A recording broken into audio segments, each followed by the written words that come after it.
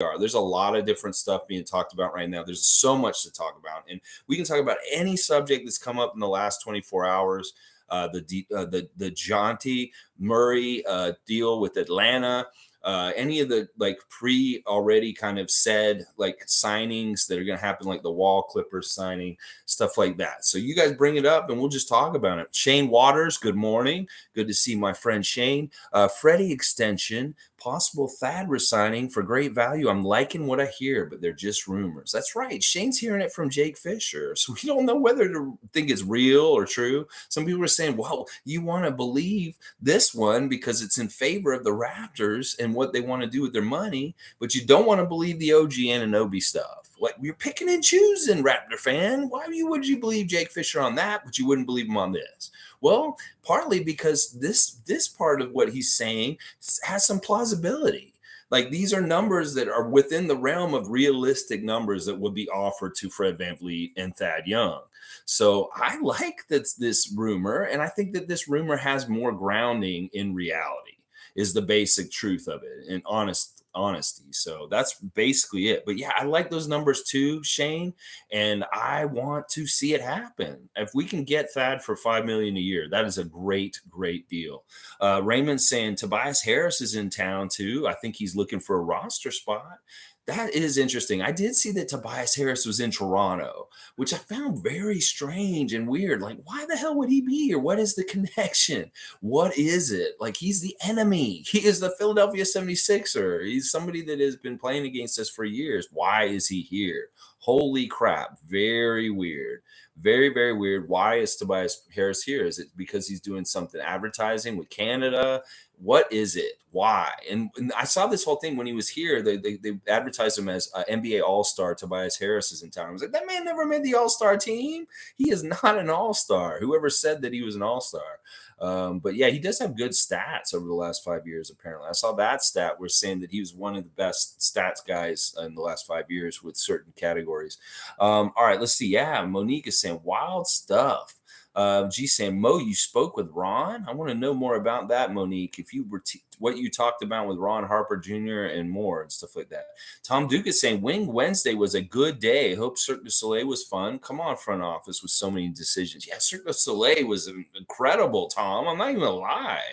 Like, holy crap. And she loved it. Oh my gosh, Adriana loved it. It was the best thing. We went for her birthday, basically.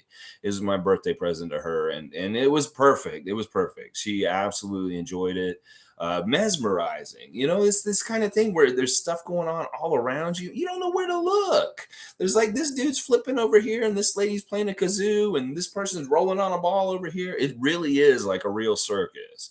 So if you get a chance to have Cirque du Soleil in your city, curious, go see it. It's well worth it. It's a lot of money, but it's also super well worth it. You will feel like you saw something special if you go to see it, because some of the gymnasts and the athletes that are in Cirque du Soleil, they can do amazing things with balancing and flips and all this kind of stuff. That's what I'm talking about, Tom Duke.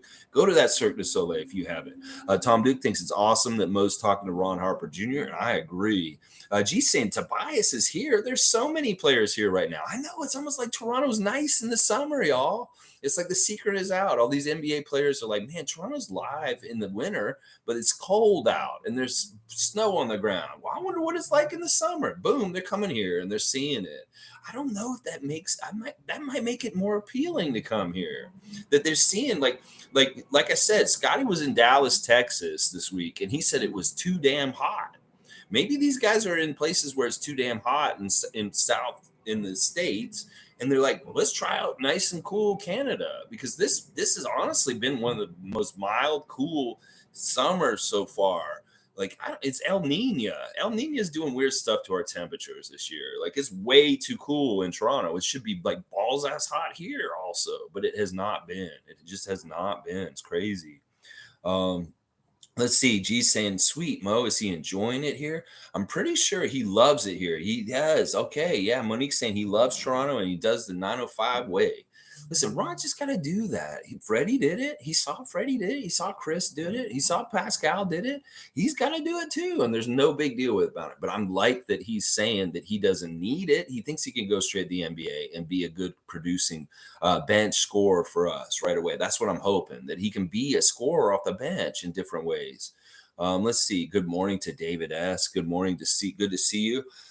Raymond saying at G, I just pick on IG and Tobias was eating some dessert at a Toronto restaurant. I know. What is that? Why are you here, Tobias Harris? Is it because you're a movie star now? Because you were in Hustle and now you're filming movies and now you're an actor, or you're just here in Toronto because you're filming something? I don't know. Questions to be answered. Questions to be answered. Gary is looking for a tattoo artist in Toronto. Yes, gee, you saw that? I sent him information about one yesterday. I do this. I did this for Justin too. He did this last year. Justin said, is there any good tattoo artists in Toronto? Well, there's a tattoo shop in Kensington Market that's run by friends of mine. Glennie, she's one of the best tattoo artists in Toronto. She works at Pearl Harbor Gifts and gift shop. And man, her style is so interesting. I sent one to Gary. I don't know if he'll go and see her, but yeah, I'm trying to send them business for a tattoo artist when these guys say they want tattoos. I send them to Pearl Harbor because that's the place to go. You'll get a unique, old school looking, very colorful tattoo from her. I don't have any myself, but she's a wonderful tattoo artist, one of the most talented tattoo artists in Toronto. And that's why I try and send her business and stuff like that. Yeah, I did see Gary was looking for a tattoo artist in Toronto. And I love that Gary's here in town right now. That he's one of the ones that I was like, all right, yeah, I can understand Pascal's here because he lives here. You understand? Well, Scotty's here. That's a great surprise. OG's here. That's great too. Delano lives here, so he should be here. But Gary's here too. That is very interesting that Gary's here during the summertime. I'm not gonna lie, that is. Raymond Jacob is saying, Lex, I think they're all here to relax and smoke some of the devil's lettuce for reals. Oh man, Raymond Jacob, this is your industry, and you may be on the pulse of what the needs and wants are, and that this may be part of it. I don't know if it's that particularly. I don't think Scotty smokes weed. I'm going to tell you that first straight up. I don't think Scotty does. Seriously. Maybe some of the other guys do. Maybe Gary does. But yeah, I'm pretty sure Scotty doesn't, just from watching his Twitch. He's not a weed smoker. Let's see. Laugh out loud. Adam Sandler is here too. Okay, so if Adam Sandler's here, Tobias Harris is here, they're making Hustle too. Obviously, that is exactly what's going on, guys. They're making Hustle too. The second part where Joel Embiid cries and runs through Scotiabank Arena. That's the next part of Hustle. Hustle 2. Joel comes to Toronto and gets beat by Kawhi. Yeah, I like that. Tom Duke saying Tobias equals dinosaur equals awesome. Sauce, probably right, Raymond. And then broccoli. Maple leaf. What the broccoli? What is the broccoli, Tom? I'm wondering, is that the vegetable of choice for Tobias Harris or something like that? Listen, I don't want Tobias Harris on our team. He is a good fit. Like he is, he's a great player and stuff like that, but his contract's way too big for what he gives. So I don't want him. You guys may want Tobias Harris here in Toronto, but I don't. I don't, because like I wouldn't trade OG for him. I think OG's way better than him, and he gets paid more than OG. So that's the way I look at him with Tobias Harris. He's the enemy. He's just always going to be the enemy to me. I don't want him on our team. I'm sorry. He's a little bit like Goran Dragic in a way, but not hated. He's not hated. It's just that he's deemed the enemy to me as far as things. That's what I'm saying. Yeah, Tom Duke's saying it here. Maybe they're shooting Hustle Part 2. Part 2. Hot Shots Part 2. What a bad movie, but funny. Very funny. Charlie Sheen, yeah. Mobamba rumors. Okay, Monique, the Mobamba rumors. I think that for Raptors, we're out of it, although they're saying we're still in it for them. Why would we be in it with them if we're going to re-sign Chris and Thad and we got Christian Koloko? Why do we need Mobamba at this point? I mean, if we really want to go overkill on having centers and being super big this year, go get Mobamba, Masai Ujiri, and Bobby Webster. But otherwise, we don't need him at this point. He's redundant. We may have needed him last week before the draft, but once we drafted Koloko, I don't think we need Mobamba. So, yeah, I don't know. I don't understand this. I don't think there's as much teeth in it for the Raptors trying to get Mobamba at this point in the rumors that are out there about Mobamba. So, let's see. Raymond's saying saying at Tom, I only voted Trudeau for legalization, but sold my soul. That dictator is. Oh my gosh, let's not go in this direction today, Raymond. I'm not having the best week for politics and stuff like that, and I would get into a really bad political rant today, and we don't want to get me in that place right now. Seriously, like I'm not against Trudeau. I think that Trudeau does bad things sometimes and stuff like that. He did bad things and stuff like that, but I'm not suing Trudeau here. I'm sorry. David's saying, haha, Joel. Yeah, the Joel part, the second part of hustle, we'll get him. Let's see. Monique saying, happy Canada Day, everyone. Yeah, happy Canada Day tomorrow. We'll talk tomorrow about like the first day of free agency. I'm gonna freak out a little bit tomorrow about Team Canada playing against Dominican Republic tomorrow, because that's a big deal and that's gonna be very exciting and stuff like that. So there'll be a Friday freak out about Team Canada in Hamilton playing, and how much I wish I was going to that game. I wish I was going, but I'm not. Tom Duke is saying, me too. Those are buds of Mary Jane. Okay, the broccoli is buds of Mary Jane. That's why Tobias Harris is here, because he's a weed enthusiast. He's a connoisseur. And maybe the states that he deals with in the States are not happy, like friendly weed states where he lives or deals with his life, or Philadelphia. I don't think Pennsylvania has good legalization. So yeah, he's going to come to Toronto. So he's found the sticky icky here and he likes it. Tobias is insanely overpaid. Click saying, yes, he is insanely overpaid. I agree with this.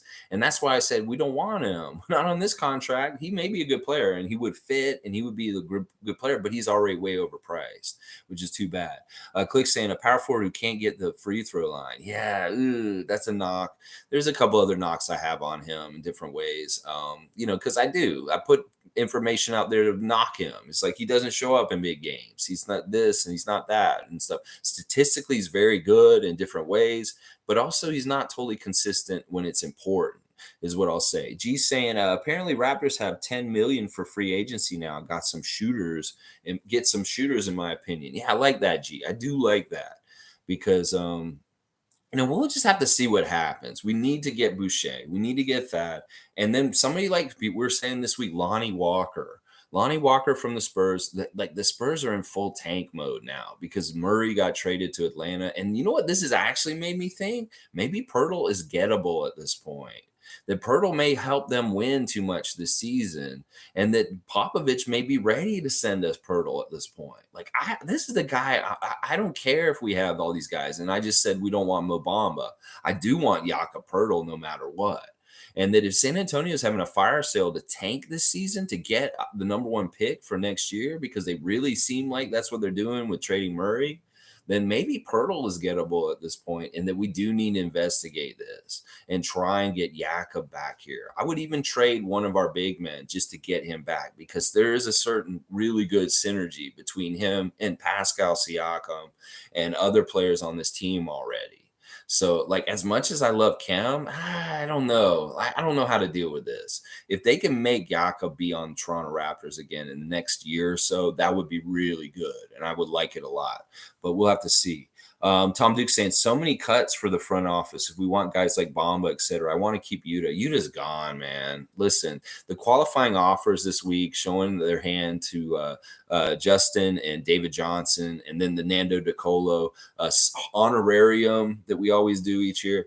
Yuta is unrestricted and he can go wherever he wants, and I don't think there's a place. Like we said, there's so much competition to make this roster this year that there's going to be, like with Koloko and Harper coming in and some of the guys from last year, and if Jalen Harris gets reinstated, there's going to be a real glut of guys that are pretty talented.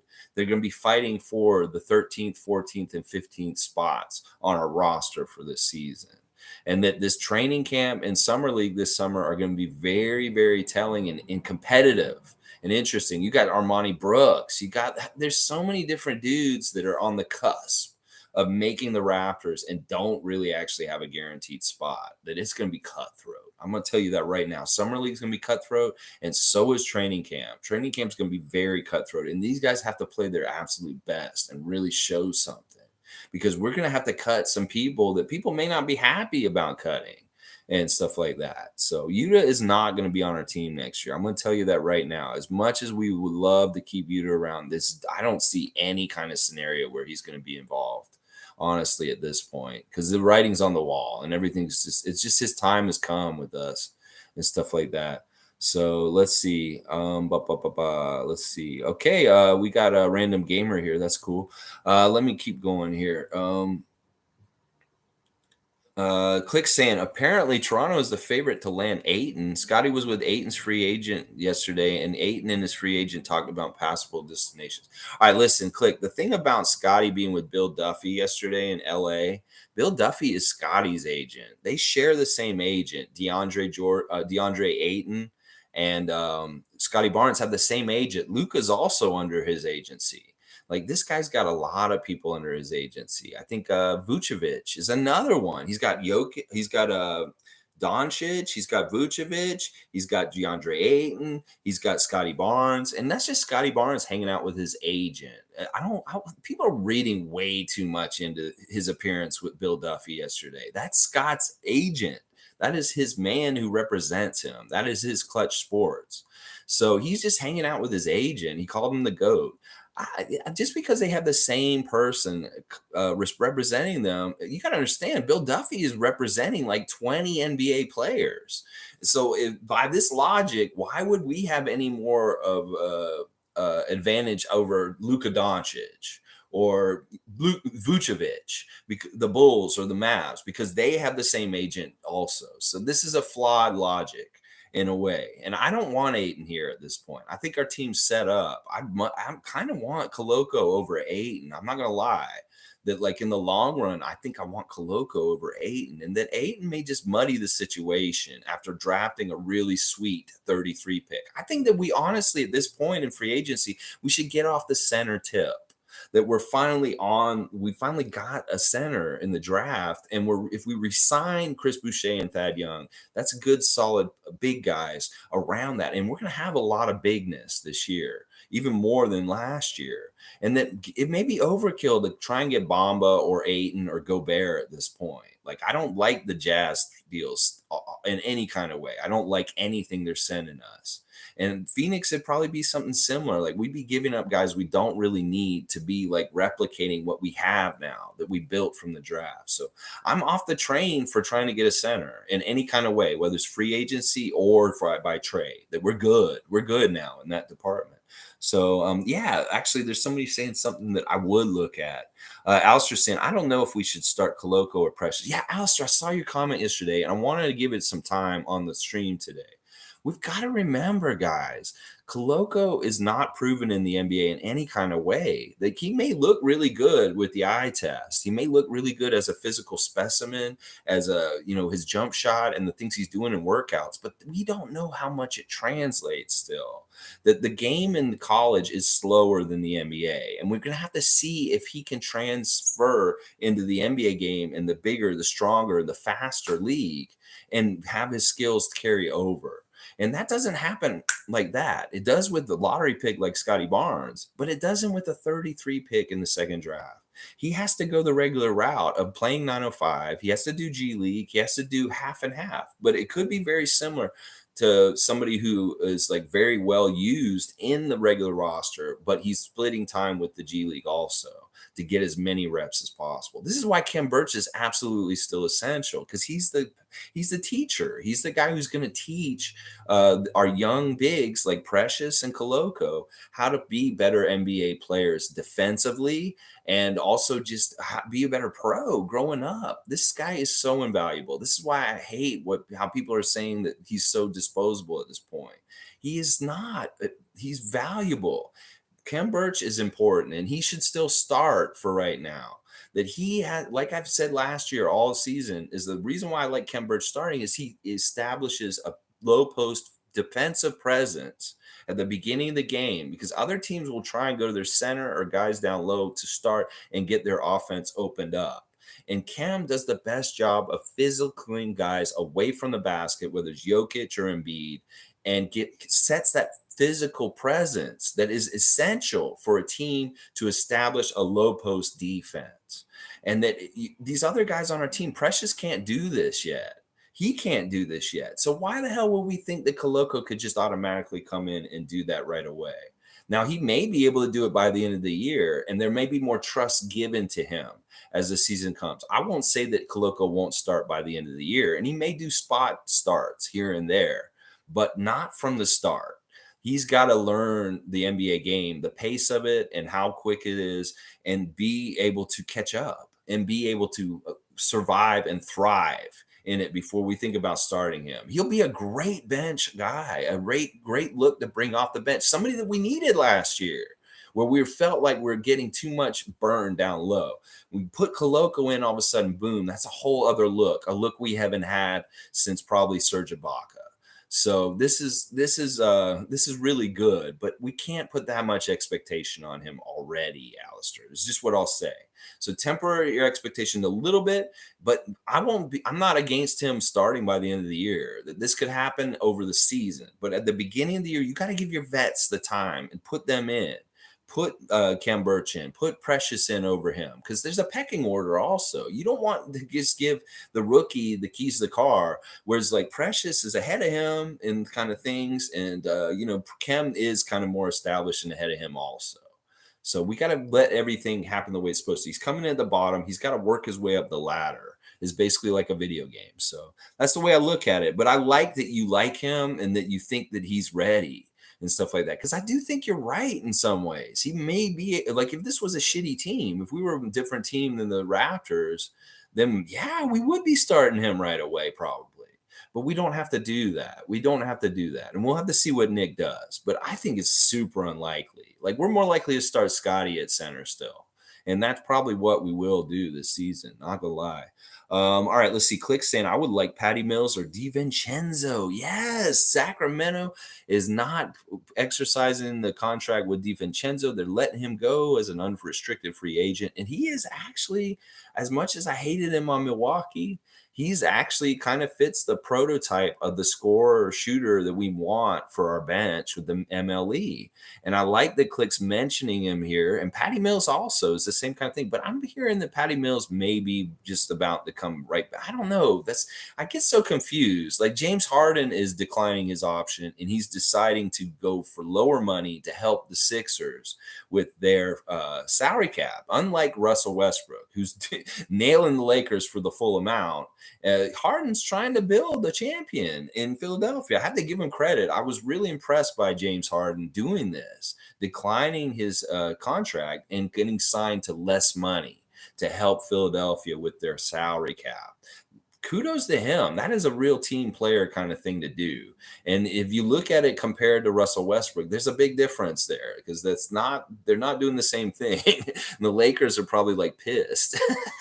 But I don't know what's happening with Patty Mills. If it's kind of like this boomerang thing. I know he's Australian. I made a joke where he doesn't re-sign with them, but then he comes back to the Nets somehow, some way. But he would be great too. Like, honestly, both of those names fit that MLE, and if they will take that money at that amount and want to be on the Raptors, they may be good ones.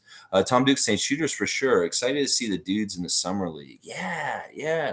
I mean, some people are saying Patty Mills is not good shooter when it really counts. He's a good shooter when it doesn't really matter, but not when it counts and stuff like that. Okay, random gamers here. Let's hear what Philadelphia fan has to say. Hey guys, what's up? In my humble opinion, the Raptors should trade Pascal for Tobias.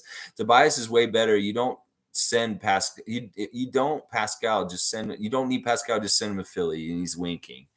Yeah, we've heard this actually this week, that some people are saying something like this. I think I saw a Tobias for Pascal deal. That's ridiculous. Come on, Philly fan. I know you're joking. And you know that we're not going to do that. We're not going to do that. You want to get more Cameroonians on your team. It seems like we got 2 now. You guys want 2 on your team. So that's funny. This is a comedy show again. I'll get a wing out. We're winging it. All right. Quick saying Miles Bridges arrested. Yeah. Less than a month after sipping lean. Oh man, Click. Wow, Charlotte Hornets are a dumpster fire. They're like emerging on the dumpster fire power rankings. Like, if we should do this, like they have their stupid ass ESPN power rankings where they always slight us. We're 15th right now. We're 15th right in the middle of the offseason. Like, they did their really too early power rankings and they put us right in the middle at 15 because they want us to be below in the bottom 15, and they know that we're probably going to be in the top 15, and they don't want to sell us too short, but they put us right at 15, and we're below teams that we have no business being under. Trust me. So would they want to do an ESPN power rankings? Why don't we do a Raptor free dumpster fire rankings? Yeah, power rankings of dumpster fire. I put number one, the Lakers. This could be a good Sunday report. Maybe I'll do the dumpster fire ratings. And I think Charlotte is moving up the dumpster fire ratings real fast. And like, listen, it's really disgusting how Twitter's responding to the Miles Bridges story. If you guys don't know, yesterday in LA, Miles Bridges was arrested for a domestic violence charge, violence against a woman. And now Twitter is just like, they're not coming down on him for doing the domestic violence, the actual act of it. They're coming down on him because he's so stupid that he did it the day before free agency starts. And he himself is a free agent and he doesn't have a deal yet. And that, this is going to be a real test for the NBA in some ways. This guy's a talented dude, but he's obviously a knucklehead, and obviously he has problems with like hitting women. And are they going to reward him? Like, this is the thing. You guys do something. Like, somebody brought up the example of Jalen Harris. Jalen Harris got suspended for a year because of a recreational drug use. And that's really harsh. What is more important? What Jalen Harris did or what Miles Bridges did yesterday? And that's what the message of the NBA is telling us. Like, if you're a really good player and we can invest money in you and stuff like that, we don't care if you do stuff. We'll look the other way. But if you're on the fringe of making the league and you're just barely making it, yeah, we'll kick you out. So I don't know. Is Miles Bridges made man enough? We'll have to find out, because this will be a real good test, because the free agency period is just about to open up, and we'll have to see what kind of demand there is for him at this point. Or like, is Michael Jordan even want to have this dude around the Hornets? Like, he just wants to wash his hands of him. Just, and then where is he going to go? I'm really going to be interested to see the fate of Miles Bridges. Because listen, I know this is like Terrence Davis to a degree. A couple years ago with us, the fans here in Toronto wanted him gone. And it may be that in Charlotte, that North Carolina, people don't give a shit because they're Southern and they're like, well, I beat my wife too. It's like, I don't know, but we'll have to see. This will be a good litmus test to see where the NBA is with their morals and allowing them an abuser to reward him. Here's $30 million after you beat some lady up in LA. Here you go. I'm going to be very curious to see what happens with this. And Miles Bridges, man, you're an idiot. Like, seriously, you guys need to understand. He's on my list that he will never, ever be in a Raptor jersey. That if we try and get Miles Bridges for any kind of reason, that would make no fucking sense at all. That would be like the antithesis. That would be like Bizarro Masai Ujiri. He's like, yeah, let's get Miles Bridges because he's got the character I like. No, that's the exact opposite of what we're doing in Toronto and stuff like that. So G's laughing at random gamers joke because it is funny. It is funny. The Harris for Pascal Siakam. Give me a break, random gamer. Come on, you're playing your game is what you're doing. You're randomly playing the game. I love you, Sixers fan. You're cool in my book. It's all good. Miles Bridges, eeks. The woman is in the disputed needed hospital care. She needed to go to the hospital. That is not good. That's not good. Listen, this man's like what, 6'7", 6'8"? This is a big person. And this woman is probably not that big. It's never good. Any kind of abuse of anyone is never good. But especially of women, especially of minorities and people of color, and especially of elderly. You gotta stop being hateful against people in any kind of way, whether it's domestically or any kind of racially or anything like that. And that is bad. I hate to hear that she's in the hospital, and obviously he's in trouble. He's in trouble. He's a real idiot, honestly. Him and Harrell, they're making Charlotte Hornets offseason just real fun. And then the fact that the Kenny Atkinson was like, yeah, honestly, never mind, is what Kenny Atkinson said. And then they went and got Clifford the Red Dog back. This is like time travel. I don't know what Michael Jordan's doing. He's grasping. I feel bad for Michael, honestly, because he didn't want Steve Clifford back. but that's the only person who will come coach them because they're such a dumpster fire. That's what's going on there. Holy crap. Raymond Jacobson, I just want to see average 12 threes a game, fix that, and start playing in the second parade already. Yeah. Who are you talking about? Are you talking about who are you talking about, Raymond? There, I'm not sure. When you write in stuff, don't just put them because we jumped so many topics. Go ahead and put the name in every time. Easy random. Don't play with Spicy. You're gonna get heat. Yeah, Shane Waters. That's right. No, this is a joke. He knows that we never do this. He knows we never do this. And it's funny because it's Philly fan telling us that he respects Pascal Siakam and he likes his game. So there we go. We'll take it as a compliment. Monique saying, let's go, Chris Boucher. Yes, Chris Boucher. Let's get him that money. Let's talk about how much money Chris is worth.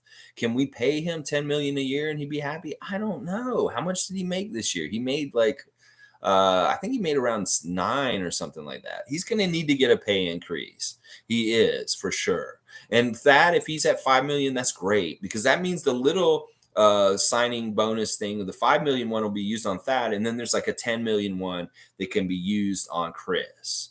And that's probably a smart thing. And then we still have the mid-level exception and stuff like that. So Chris Boucher, I want to hear it happen right away. Like, can we hear Chris Boucher news tomorrow? Can we hear Chris Boucher news on Saturday at the latest and know that he is back in the fold for sure for next year? Please, Bobby, just get it done right away. We don't want any extra drama. We don't want any kibitzing with other teams and him talking, and then all of a sudden, boom, he's a Dallas Maverick. We don't want any of that, Bobby Webster. So lock him up right away. David S. saying, you serious? That's the main thing we got to do this summer. Yeah, I think Chris Boucher, for us, to me, is. Click saying Yuta's done. Yeah, I think he is. Yuta had too many chances and folded every time. I wouldn't say that he folded exactly. I just think that there's a talent gap and that there's also the opportunities were few and far between.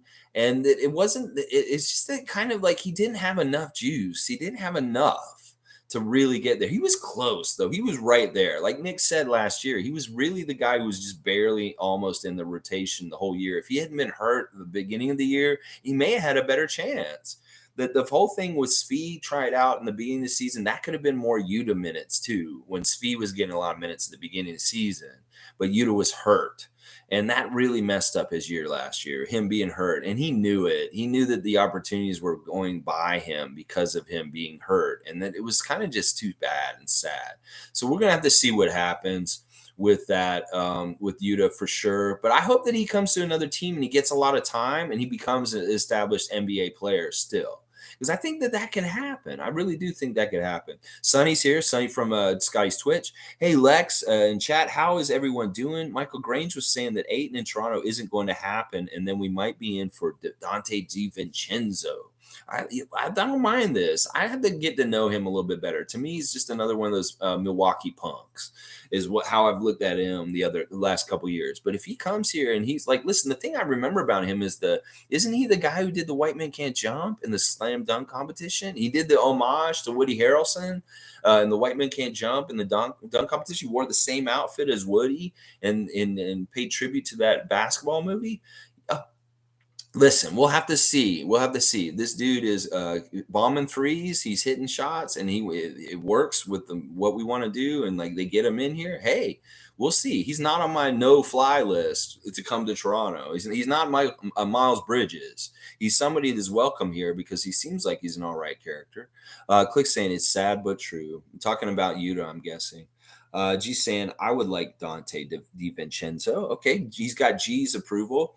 David saying, if Yuta goes, I will miss that reporter, Takashi. Yeah, I will miss Takashi too. Takeshi was awesome. Takeshi is cool. Maybe he'll come in. He'll be through when Yuta comes through, and we'll get to see him then. Have his old special times with Raptors media scrum and stuff like that. But yeah, it is what it is. But you know what? We had some really nice years with him. And we got to realize that there are periods of time for everything in this world. And things just end at a certain point. It's as much as it's sad, things end sometimes. And whether we wanted them to not or happen or not end or not, it just has to happen. Click saying, this is Malachi's last season too. If he doesn't improve by the deadline, he's getting traded for a second round pick. he may not even like listen, there may not be as much trade value for him. It's like that's the thing. It's like we may not, I don't know what's gonna happen with him. He could just fall out of the league. This is a year where he has to be absolutely gangbusters and no like everything right, Malachi. You can't have your dad out of pocket on social media. You gotta hit your threes, you gotta stay healthy, you gotta play big and score and distribute and do everything perfect. This is your year, Malachi. If you do not do this stuff, you're done. You're done. That's just how it works. Let's see. Yeah, I'm gonna miss Takeshi. You guys are gonna miss Takeshi. I'm gonna miss Takeshi. Tom Duke saying Malachi is on that fence, walking the plank too for sure. It's just there are two ways you can go, Malachi. I understand your first season was tumultuous and weird because we were in a different city. The franchise wasn't in the right place, and it was like kind of hard. But you did get a lot of opportunity in your first season, and you played very well. Last season was a little bit of a regression, but there were some signs that you had made progress and that you were on your way. But we need to see those signs more in realistic ways on the court instead of just in theory, because we're hearing from the coaching staff and everybody that you're working hard and you're staying prepared and you're ready. Well, when you get that call and coach says, Malachi, get in there, you need to take that opportunity and kill it. I'm sorry, get a little selfish. I don't care if you're the guy who's kind of shooting more than passing. You need to look good yourself. And if you want to go the other route and pass it all to everybody and get a huge amount of assists, then do that. You can look good that way also. But you need to look good one way or the other, either as a really good distributor or you're dead eye from shooting your threes. And shooting may be the best way because that is a huge need for us. And if you show it, then it's going to make it real hard for us to kick you off the team, is if you're making your shots and you're a really good shooter all of a sudden. Monique's saying all eyes on Nick Nurse tomorrow. Yeah, I'm excited for Nick. I know he's coached Team Canada a bit already, but this is really kind of a different era. This is a different thing they're heading into, going towards 2024 Olympics in Paris. That this is the team. This is the beginning of a new start in Team Canada men's basketball. And I'm excited about it. I really am. I think tomorrow's going to be a lot of fun. And I hope the game's on TV. I hope I can find it somewhere because I really do want to watch it. Alistair's saying Christian has a Khem ceiling. He's going to be a Hall of Famer. Wow, Alistair. I love your positivity and your prognostication here, but holy crap, you got to realize that that name you just put in there is one of the greatest centers of all time in the league. A real champion and somebody who doesn't get talked about enough in the greatest of all time debates, that he gets left out all the time. Olajuwon. You think he's as good as Olajuwon? Holy crap. I'll take it. I don't want to disagree with you. I want to believe too. But yeah, we're going to have to see about that. I do think that he could be an all-star. And I think that that's part of why Bobby kept saying this week is like, we are going to try and get an all-star type caliber player in the second round this year, y'all. And that I think Koloko could fill that. But being on the level of Olajuwon, that's huge, man. That's a lot to put for expectations on Koloko. That's a lot. Olajuwon, holy crap. Let's see. He fits perfect for us like DeAndre Ayton for Phoenix. Koloko could shoot freeze, and by the start of the season, he will be better offensively. Yeah, we got to let him work on that and prove it first. Like, he doesn't have a three-point shot yet.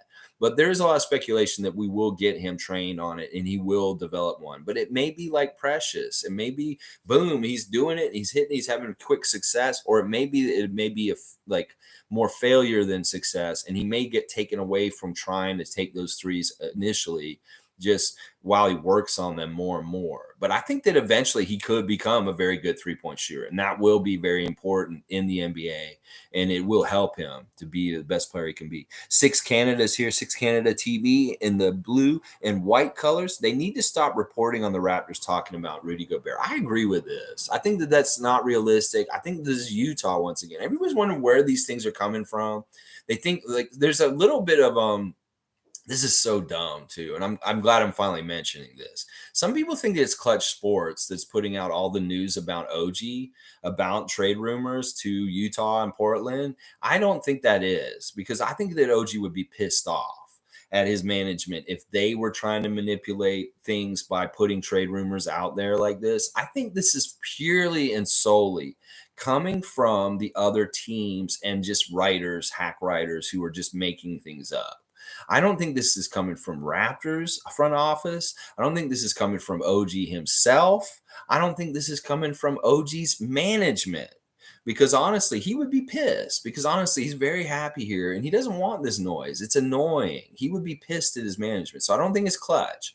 I think it's solely coming from Utah and Portland and their fans and stuff like that. That we have good stuff they want. They don't want Gobert. And they like, once again, they think that the Raptors are the team in the league that'll just kowtow and do whatever the other teams need to fit their needs, and we'll just take detriments and weaknesses from it. Maybe the expansion Raptors were able to be treated like that, but not the Raptors of today that are ran by Masai Ujiri and Bobby Webster. You can't get away with trying to fleece us or do something, put one over on us, or do things like that. So I agree, Six Canada. I hate the Gobert talk. I don't want Gobert. I don't want to go anywhere near Gobert. It's funny because a couple months ago, I was kind of on the fence and like saying, yeah, maybe we could get Gobert and it might work. But at this point, I'm like, no, we don't want him. We don't want him in any kind of way. And if that all that rumors about Gobert and Utah will go away, I'd be happy. Yeah, I'm the same way with that. Click saying start Precious. I think that's more likely than Koloko for sure. And it could be like, once again, like last year, Precious did start from time to time. It was really matchup related. Like Khem is good for the big centers still. Even with Koloko on the team, you let Khem start and show him in theory on the court first, and then say, Koloko, you get to start tonight. You can try what Khem was showing you at the beginning of the season. You go out there and show that you can do what Khem can do, because Khem can do this reliably night in, night out. There's no question that Khem can do this. There is a question whether Koloko can do this. And there's also a question whether Precious can do this also. And that's Precious 2 years in the league. So Precious is more on the escalator going up to start than Koloko. Koloko's here, Precious, and Khem is a little bit above Precious in my book, just because he's more stable.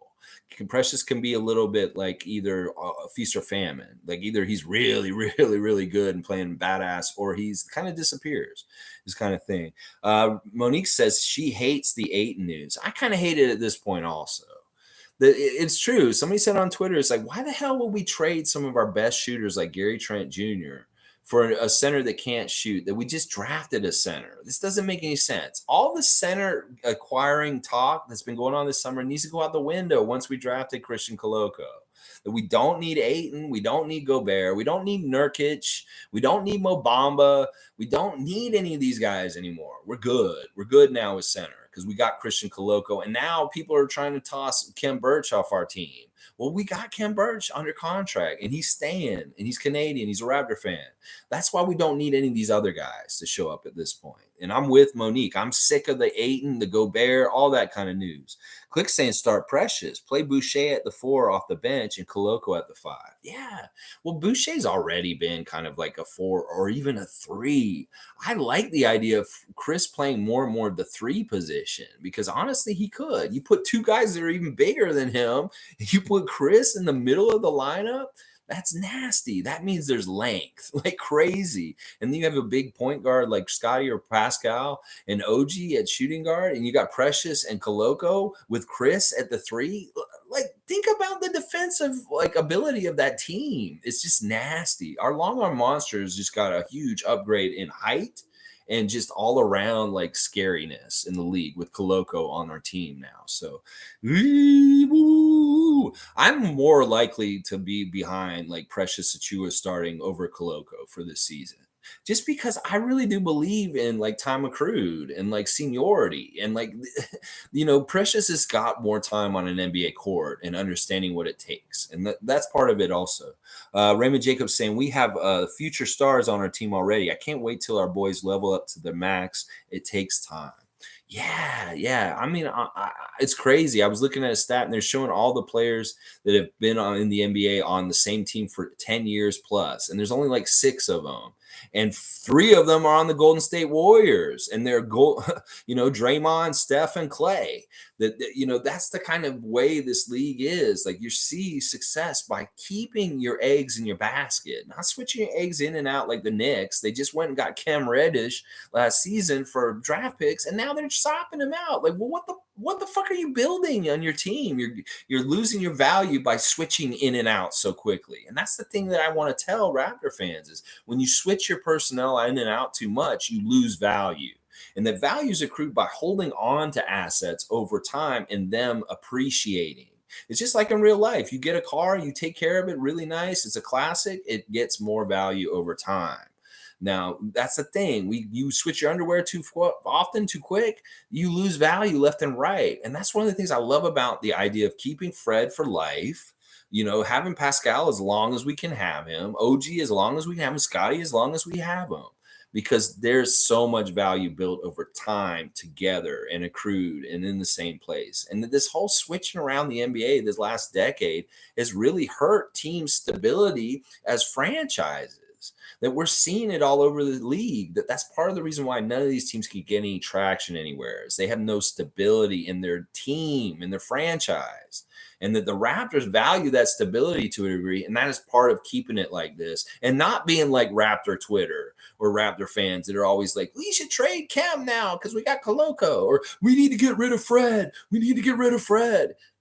No, stability. That's like the best power in the NBA that's so unstable at this point. The NBA is not stable in a lot of ways, and the Raptors are. And that is one of our strengths in the middle of the NBA, is that all these other teams are dumpster fires and have all kinds of problems. We keep our problems to a minimum. We can concentrate on playing and winning, and that's part of our secret to success.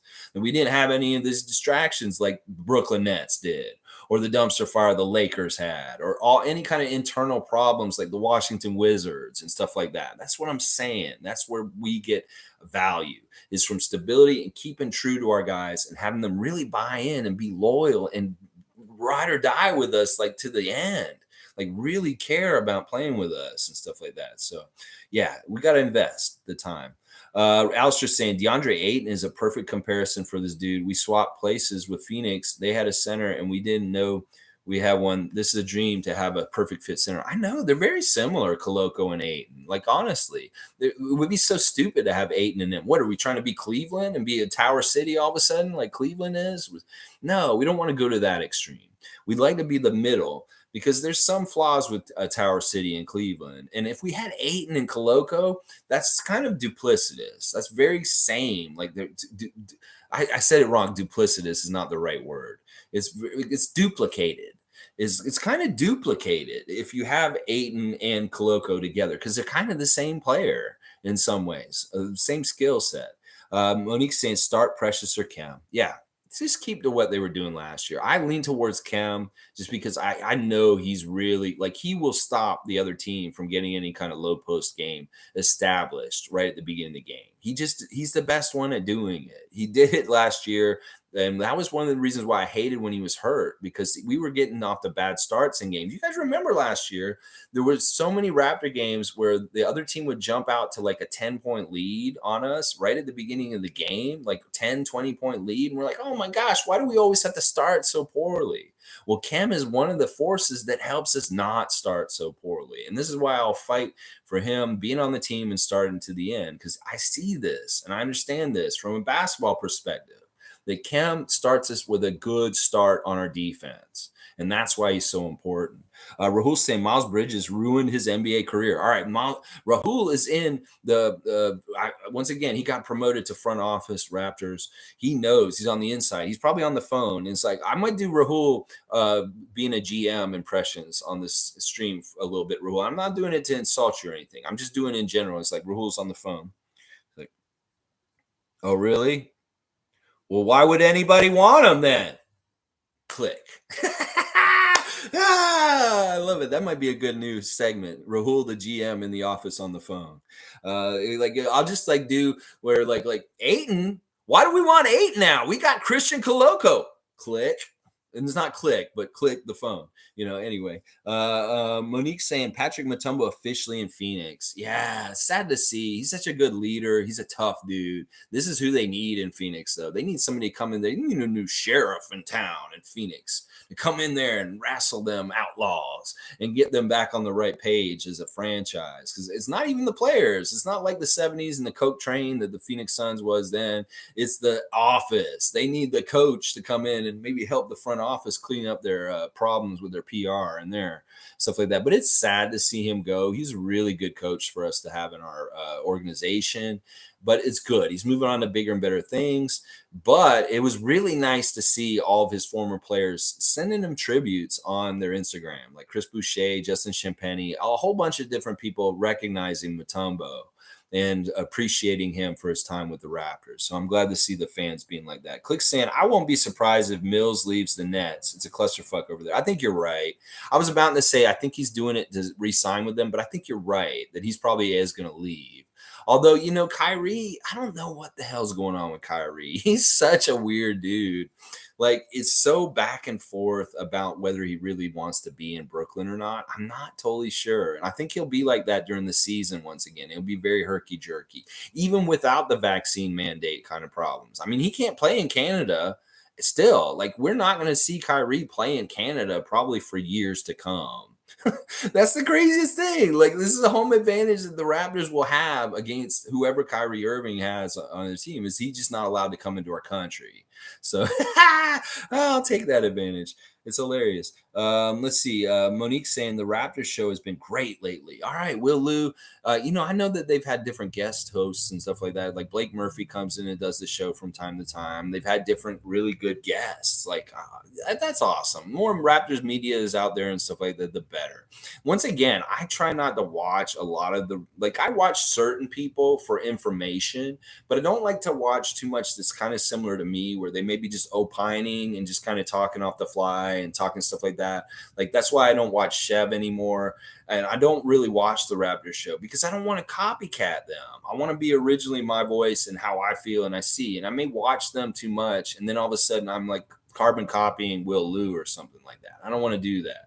So I'm just glad they're having good success, and I fully support and love the show and the personalities. And I know these guys and what they've been saying for years because I've been following them. But I don't have the time to keep up with the show, and I don't want to get too influenced by them and have my own voice. So, but I'm glad to hear that it's doing really good and it's entertaining and awesome. I know they have good guests, and they've had a lot of guest hosts recently. Like Will Lou went away for a while. Alex Wong was hosting, and Blake Murphy did a couple shows and stuff like that.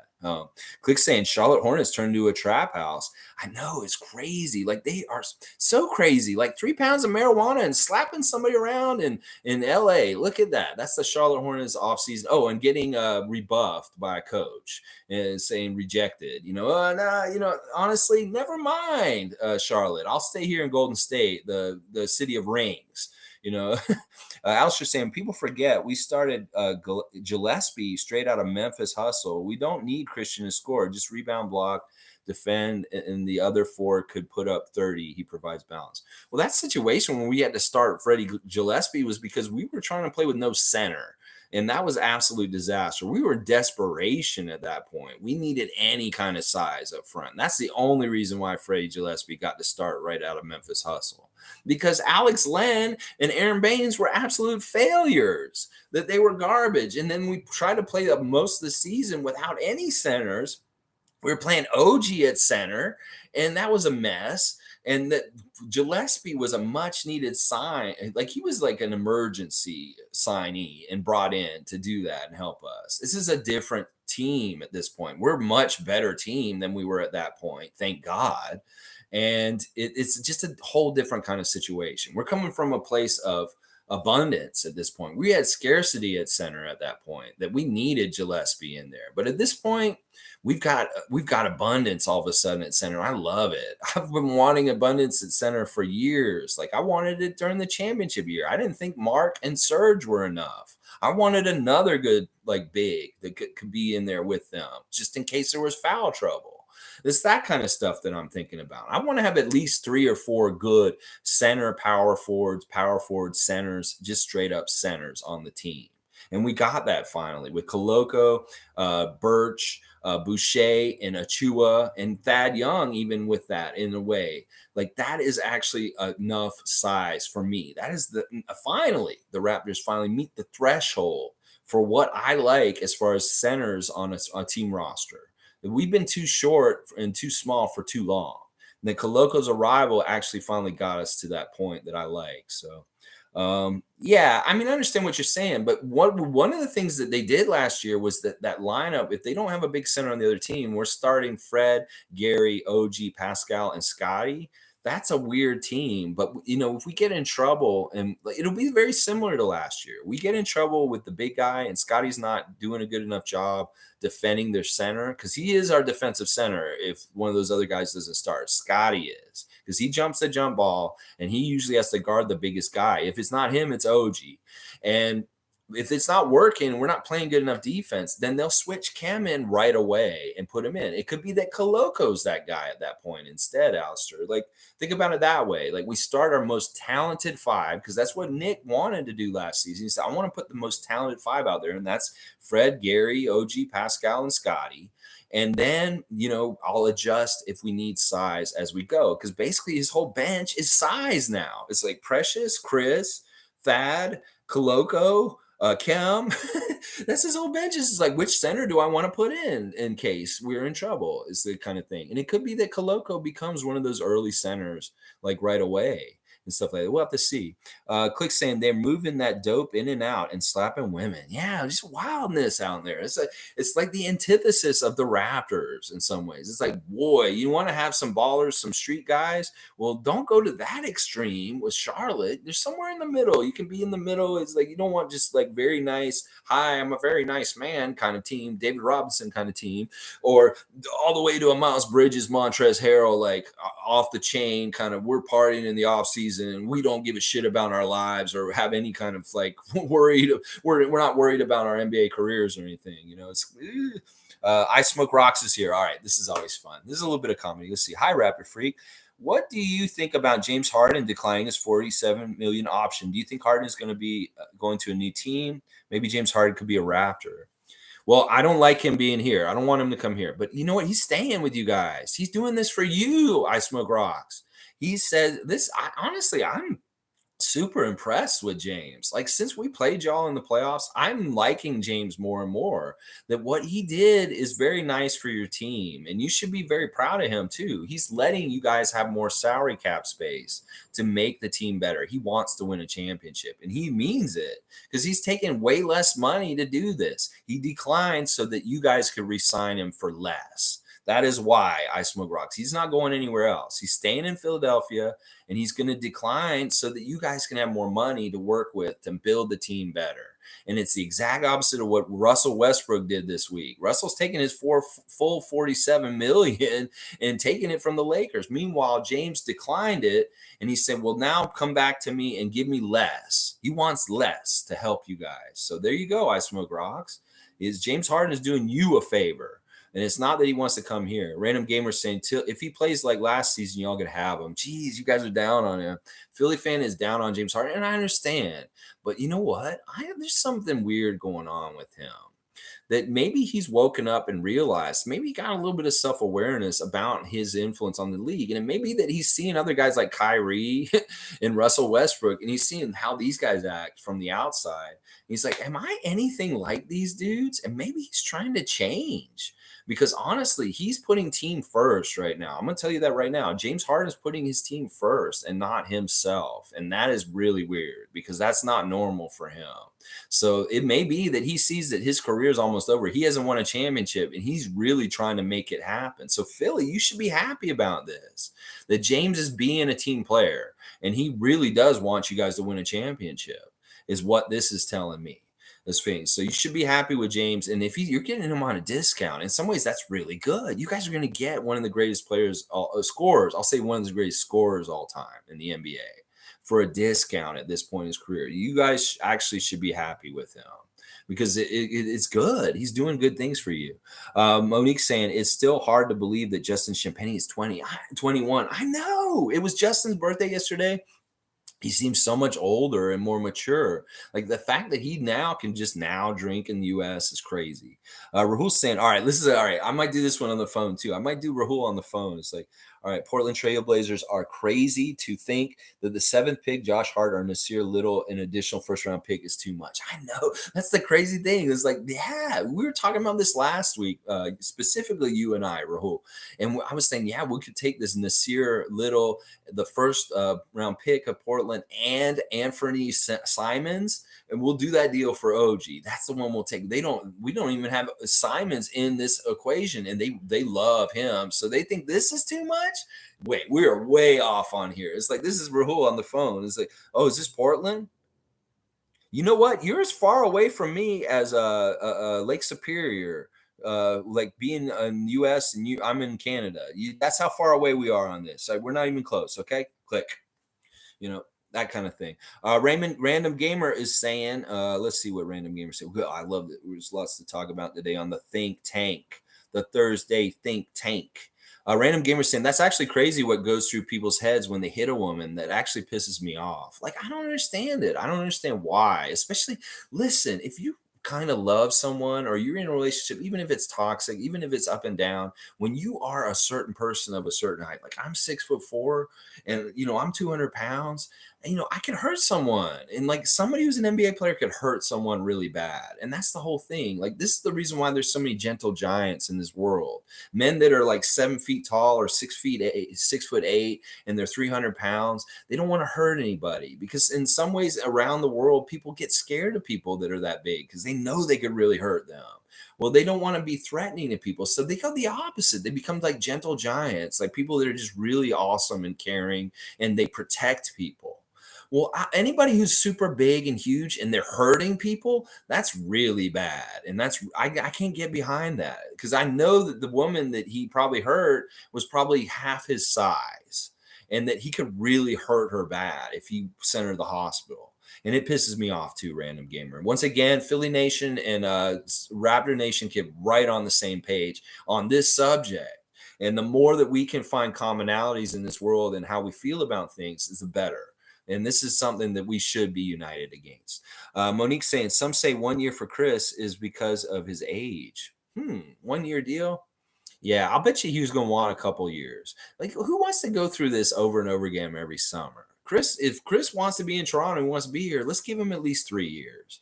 Honestly, I don't think his age is that bad. What is he, 29? He's not even 30. And it's weird because his arc of his career is weird. Like Koloko and Pascal, he started late. So his arc is starting later. Like, he's just finally hitting like some of his good strides that he should have hit around 25. Now, Chris Boucher, because he just got a late start in the league. He was older when he got the league. He was not a full-time player. He was a G League player, and his development came later. So because the development came later, I'm going to guess that just because of his age doesn't mean he's going to fall off. In fact, I think he's going to have his best NBA years in the next 3 years, and that it's going to be smart to have him for the next 3 years, because he just had an epiphany last season. He understands his role on a basketball team better than ever. And there's less confusion. He's going to be more focused this offseason. He's going to come back, and he's going to be a specialized role player for whatever team he goes to. And in some ways, he may be really good because of that, because he's more focused. So I disagree with anybody who says that we should be worried about Chris being too old and signing him to a long-term contract. I think that he'll be good at least till 35, maybe, as an NBA player, and that he's only 29 right now. So why wouldn't we invest at least 3 years in him? I think that would be smart. We'll see. But yeah, if people are saying that, I don't like hearing that. I think Chris will want more than just 1 year. And that was part of the problem with Serge re-signing him, is that we didn't want to give him less years, that he wanted more years and stuff like that. Tom Duke saying Chris Boucher is a young 29. Sign him already. Also, Koloko will be a better pick than Mobley right away. He's a hungry monster. All we need. Call me a dreamer. Koloko better than Mobley last year? I don't know, Tom Duke. Man, everybody likes Koloko. We are really putting some words on him. Better than Mobley. Could be as good as Olajuwon. Should start right away. Wow. Y'all, we got to temper these expectations. And we need to realize that he has to have time to fail and succeed. And that he's got to learn the game. You guys got to understand this. Rahul saying at Tom Duke, I think the Raptors only retain Boucher if it's on short-term deal for 12 to 14 million a year. If it's anything more than 15 million, I think he's gone. I think Rahul is pretty astute with the numbers here. Once again, that view from inside the office, I think those numbers are about right, and I think that he's about where I'm at with too. I don't want to pay him over 15 million, and I think between 12 to 15 is probably fair in some ways. If we can get him for 10, that's even better. But we'll have to see. And I'd like to get him for 3 years. I'd like to get him for 3 years. I don't want to have him like come up again next summer. I don't want to have him come up in 2 summers from now. I want him to be here for at least 2 more 3 years. Shane Waters is saying, fun fact, Boucher in the 905 was close to a triple-double the most filthy way. He had 8 blocks in a game. Sign him. Listen. Wow. All right, this is an area where I think where Koloko could do this. Like, Boucher was the MVP and the Defensive Player of the Year when he played in the G League that year. He was Defensive Player and the MVP. I think Koloko should go for both of those awards this year. And I think that he should try and get that triple-double that you just mentioned, Shane. That he is the kind of guy that could get a triple-double in blocks, points, and rebounds. And that, yeah, all right, let's set some goals. These are expectations that are more realistic for Koloko, in my view. That get him Defensive Player of the Year in the G League, get him a triple-double in the G League, like we just said, and, maybe he becomes MVP of the G League also. That's the kind of goals I want for Christian this year as a second-round pick in the NBA draft this year. Let's see. Monique saying Canada basketball can do it, but as I said, it's FIBA. We just added Trey Porter for Summer League. Holy crap. The Summer League news is coming so quick and so fast and furious. I'm going to have to wait until after Team Canada stuff to really put a spotlight on the Raptors Summer League roster and what all is going to be coming up for July the 9th. So we'll be focusing on Summer League really heavy next week after we get this Team Canada game out of the way on Friday night.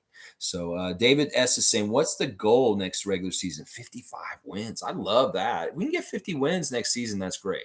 I want to be in the top 3 of the Eastern Conference. I want to get as far as we can in the playoffs. Those are the goals. That if we can be the number 1 team in the East, hey, we'll be feeling like Charlotte Hornets in the party. It's live. We can get the number 1 seed in the East and shut everybody up and say the Raptors are number 1 in the Eastern Conference for the year. I would love that. And that may be realistic. I'm not saying that it's not, but I think it will be in the top 3. I'm not even wanting top 4 because I want to be in top 3. If we are top 4, that's fine too, because that's an improvement over 5 from last season. We just want to be up above where we were as a record last season in the regular season. That we want a full year of health instead of having injuries in different places throughout the season with different key guys. We get a good year of health on continuity all the way through, and we're rolling. Look out. We could be the number 1 seed in the East. Nobody sees it, but we could. We have the personnel and the coach and the organization to do it. That's the goal I have, David, personally. It's not really about the number of wins because we're going to have to see how the East is. It could be that we get 50 wins and we're number 1. It could be that we have to get 55 to be number 1. What did Miami have last year as number 1? I think they have like 54 or 55, somewhere around there. So that's about right. Tom Duke's saying, Rahul, do you think he wants that much? Guess, of course he does. I'm surprised that is being only 10 for 2 years, but we will also extend our contracts for Fred VanVleet at ridiculous numbers. Actually, the number I heard for Fred, the second number I heard yesterday, was very doable. It's under 30 million a year. Like now I'm hearing Fred 25 million a year for something like that. So, listen, there's a couple of things that you said there, Tom, that Chris does not want the money, like the most money in the world. That's not what he's about. That's not his motivation. It's not the bottom line number. Like it does matter to an extent, but it doesn't. Like if he's not going to kibble over like a couple of little numbers. Like he'll help the Raptors and re-sign with us. I honestly believe that because he's not. Listen, it's just his personality. Money has come and gone in his life. He's had none and he's had money, and he realizes its importance, but he also realizes that it shouldn't be the end all be all. And I love that about Chris. He's not money hungry guy. He just needs enough to survive, take care of his family and stuff like that. And it's like, listen, once again, like somebody said yesterday, it's like we're quibbling about 5 million versus 10 million. Really, in this today's economic climate, with everybody in the pumps, the gas and the groceries prices and stuff like that, we're worried about a millionaire getting 5 million or 10 million. Like, seriously, I think Thad will be happy with 5 if he wants to stay on the Raptors. If he doesn't, he wants to get more money and go somewhere else, that's fine. But if, and then the thing with Chris, he's worth the money to a degree. But also, I think that he's the kind of guy that we can get on a deal because he's not greedy. And the stuff with Fred, I'm hearing more and more that the numbers are going down. Like, the rumors are getting more and more less. Like, they came out with the Jalen Brunson deal with New York and the money that was in that, and they're comparing that with Fred. And Fred's number is very comparable to Jalen Brunson's, and he's way better than Jalen Brunson, in my opinion, in different ways. Some people will argue that, but it is what it is. David's saying that for $10 million for 2 years couldn't be more perfect. I think that it is perfect, and it's really using exceptions or parts of our salary that work with other things and stuff like that. I hope he'll do it. Now, we'll have to see. He may not. I don't know. That's a weird one. He's like, I can understand Chris and predict him a little bit better, but I haven't known Thad that long or understand him that much. And he could be a true professional kind of guy and he's not really giving any tells this summer because he's just at home working out his kids and training himself. He's not in Toronto like the other guys. He could be like playing it very straight like a normal veteran would and not tipping his hand because he wants to play the market completely fully out there. And that may be against us. There may be somebody out there that will pay us more than we're willing to pay for him. But we'll have to see. We'll see how it all cracks out and see what happens. Monique's saying, who's coaching Summer League, you think, Lex? I'm going to guess, like, if Griffin's still around. No, Griffin probably doesn't need to coach it. It's really, once again, just like the 905 thing, who needs the experience? Maybe they let Nathaniel Mitchell do this one, too, to get him ready to coach the 905. I thought maybe he coached it last year. Did Nathaniel Mitchell coach Summer League last year, or was it Bjorn? No, Bjorngren didn't coach it last year because he wasn't officially back with us. I'm not sure. Was it Eric Corey? Eric Corey may have coached it last year. I'm not sure. But it'll be one of those secondary, like, young coaches that need the experience and stuff like that. If it isn't somebody like Nate Bjorngren or Adrian Griffin. But I doubt it'll be either one of those two. Could be Earl Watson. That could be fun. If they're coached by Earl Watson, that would be a lot of fun because it would be interesting to see how he does it. But he has a head coaching experience himself, so it's not like he really needs it either. So let's see. Tom Duke saying, Nurse wants the players to never switch my underwear. What, Tom? No, we don't want to keep changing the players so much. So the people that get the underwear together and the other, like, team clothes, like the uniforms and stuff, they don't have to keep having to switch the underwear for the players that are playing for the team. Because, the number 35 underoos for Koloko, they're new and they're in there and there's stuff like that. But then you keep trading guys in and out. The underwear cleaner won't know whose underwear is whose underwear because the underwear is changing so much. That's what I'm saying. Don't be like the New York Knicks and change the underwear so much the underwear cleaner doesn't know who's on the team. They may be washing Cam Reddish's underwear one day, and then all of a sudden it's Jalen Brunson's underwear. And they're just like, whoa, wait a second. I can't keep track of the underwear because things are happening too fast in my team. That was one of the weirdest takes I've ever made. Rahul saying at Tom Duke, I think Freddie should take less so that Raptors have more flexibility for the future. I think that he might do that, Rahul. Like, I know that you and I have talked about Freddie specifically in the last month. And that I think he would do this, that he would. I think that may be indicative of what the deal we're hearing is less. Like, the deals I'm hearing now are under $30 million a year. Like, we heard $30 million a year earlier this week, and now all of a sudden I'm hearing deals where he might be around $25 million a year instead. But we'll have to see how it goes. G saying caps are going up and so are salaries. And see, that makes sense. So everybody should be getting an uptick in their pay and be getting paid a little bit more and stuff like that. Fred will get an increase. What, he's making $20 million a year right now? If he gets to 25 on this contract, that's pretty good, right? Isn't that right? David S. is saying salaries going up is BS. These guys get paid enough. Yeah, I mean, listen, we're taking this from a real world context and like the real world and everything and how it is kind of gross and greedy and weird and insidious and gross. But also in some ways, the NBA and pro athletes in general, they get scrutinized for how much they get paid and whether they're worth it on a whole other level than like average people, like that are working in places. Who should be scrutinized for how much they get paid is CEOs. Is for people that are working at the top of corporations and stuff like that. Forget about what these NBA guys are making. You go look at what these guys are making, and we need to just go shine a light on them, start writing articles about how overpaid some of these CEOs and these corporate people are at the very top. It would make you so sick if you saw exactly how much some of these dudes are making, like 600 million a year. Forget about 30 million a year. People that are making that kind of money is what I'm talking about. It's crazy.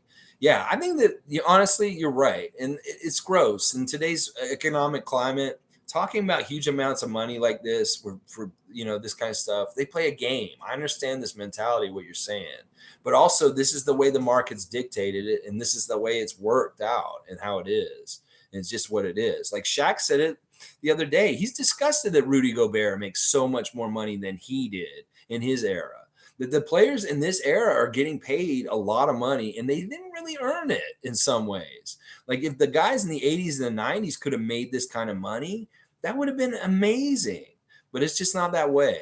So Shaq himself, he has a grudge against some of the younger players for making more than he did, because he obviously he should have made more than them, but it was the era and the time and the way that the salaries were at different times and stuff like that. So Zach Eddy was at the CN Tower. Cool, Monique. I need to follow him. I think I need to get a follow on Zach Eddy just to see where he's at.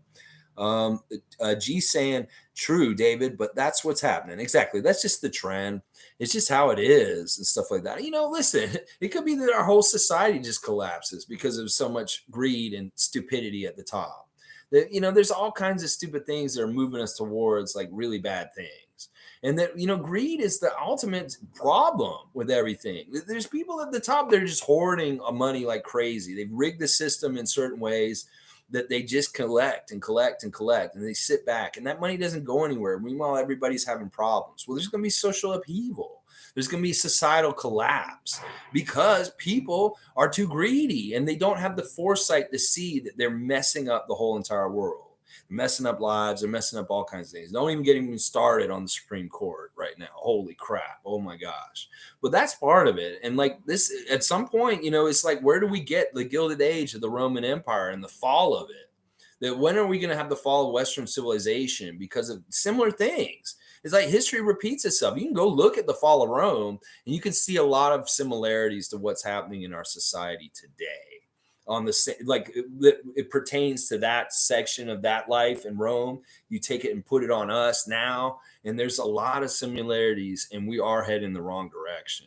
Whether it's with the climate stuff and the changing of the environments and how that's going to shift migration and where people can live and even be on this planet. Like, Toronto and Ontario may become like this whole thing about worrying about whether it's too cold up here. Well, we may be like almost beachfront property, and that places like Miami may not even exist because they're underwater. So, and it may be like too hot to live in Florida because of the way the climate's going, and people will be moving north because they can't stand how bad it is down there. That's what I'm saying. These kind of changes are happening. Anyway, let's keep going. Tom Duke saying, Rahul, agree Fred VanVleet probably is wise enough to bet on his teammates too. Yeah, it's just it's like you guys said. Rahul said it himself. He said he wants them to be like Tim Duncan near the end of the Spurs and take less money, even though he probably is worth way more. He could get paid more by another team, but he wants to stay loyal to his team. And like James Harden did this week, take less money to help the team be able to maneuver with the salary cap to get the best possible team together to win championships. And Fred is all about that. Number one on his itinerary of what he wants to do is win championships. So this jives with it. That's what he'll do. And when is enough enough? Well, he got his bag. He has his taste. He has generational wealth now because of his contract that he's just finishing up or he's on now. So it's like, what more do you want? How do you want to do it? And how do you want to balance it with your legacy of winning championships, Fred? And I think he'll be smart in the decision. He'll find the sweet spot with Bobby Webster, get paid the right amount so that they have the flexibility to do exactly what you guys are saying. So G saying, I trust whatever front office gives the players.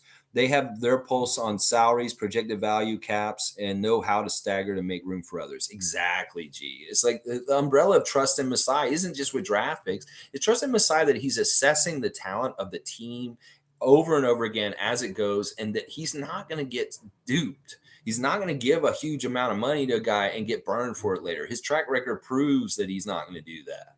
that he's only investing in sure things and guys that are character. They're not going to blow up in our face. And that's part of the reason why we should trust. If this is the number he wants to give Fred VanVleet, then this is the right number.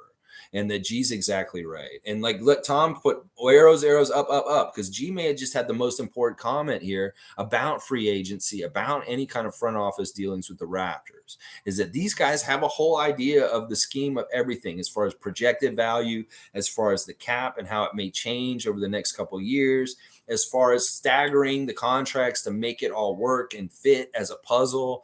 That is stuff that is really high level, like GM stuff that the average NBA fan doesn't have no idea what all goes into it. So these people that think it's so easy to do this or do that as far as moves and stuff like, they don't really know the realistic job of being a general manager in the NBA. And that, yeah, these guys know, and we got to just trust them blindly. And we should. We're doing great. I mean, Koloko, come on. We trusted them last Thursday, and look what they brought us. 35.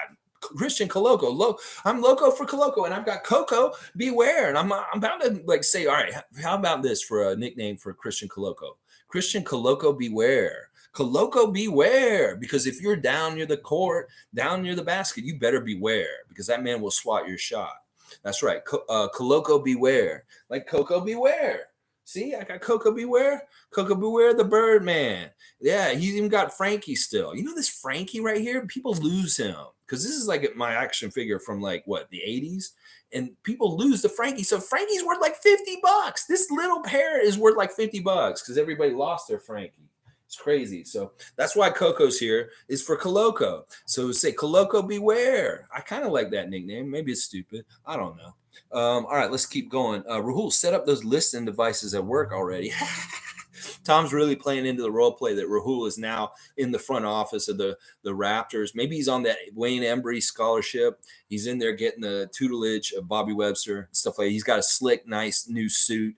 I can just see it, Rahul. That's where you should be, man. Monique saying, Lex, when do you think the 905 will have their coach? I don't know. And maybe really close to the season. It could be with the coaching carousel of the NBA. Like if Adrian Griffin was poached and taken from our team, or Earl Watson or somebody on our team is an existing coach, it may be that there's a coaching shuffle going into the season, and there could be some new coaches hired to the Raptors. So it could be that we need to just wait and see how the coaching carousel of the whole NBA settles. And then Nick figures out who his staff's going to be for this season.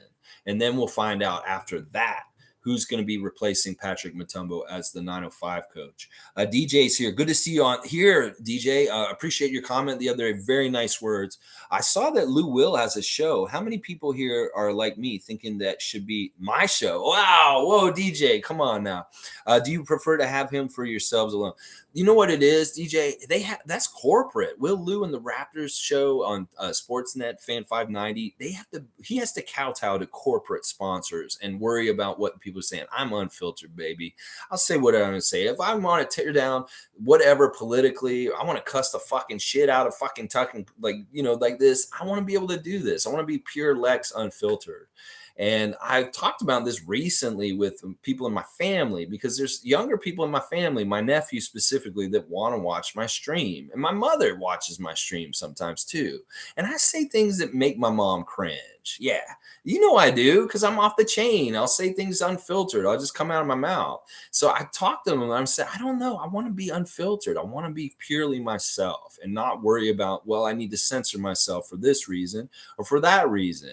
And I hate it because I do want my nephew to watch, but this is not a kid-friendly show for a 7-year-old, 8-year-old to watch.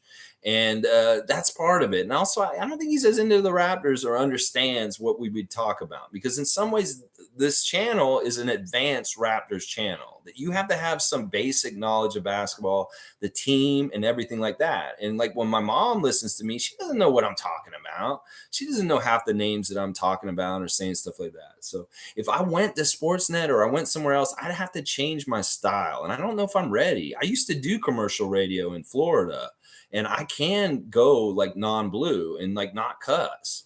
It's just that I really enjoy being able to fucking cuss. And I'm also enjoying cussing out other fans of other teams that they come in here and they step at me.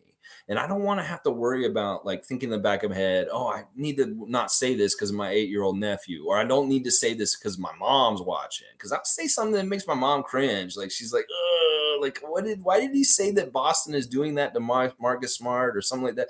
That kind of stuff. So I appreciate that. That's very kind of you, DJ, and that's awesome. My bad. Should have added he has a show on cable, although really nice to be able to access the show anytime, anywhere. So that's what I'm saying. There's a lot of different things. I'm trying to fill a niche here, DJ. And that's a positive Raptor fan space, a space where all of us that really truly love the team and we want to support the players can fight against all the stupid noise, especially right now. We're hearing a certain segment of Raptor fan nation that's so negative, and they just kind of like ready to sell, to get Fred out of here, ready to get Khem out of here and stuff like that. And it's just a counterbalance of positivity and kind of going in the right direction and just kind of like in some ways being a leader on Raptor views ahead of time, like being in Scotty's Twitch and talking to there and trying to keep Raptor things that we care about with Scotty important in there, and not letting other fans come in and try and start talking to Scotty and telling him that, oh, you should go to Memphis and play for the Grizzlies. We'd love to have you in Memphis. And I'll come in there and say, stop thirsting for Big Four or Toronto here. He's staying here. He likes it here and stuff like that.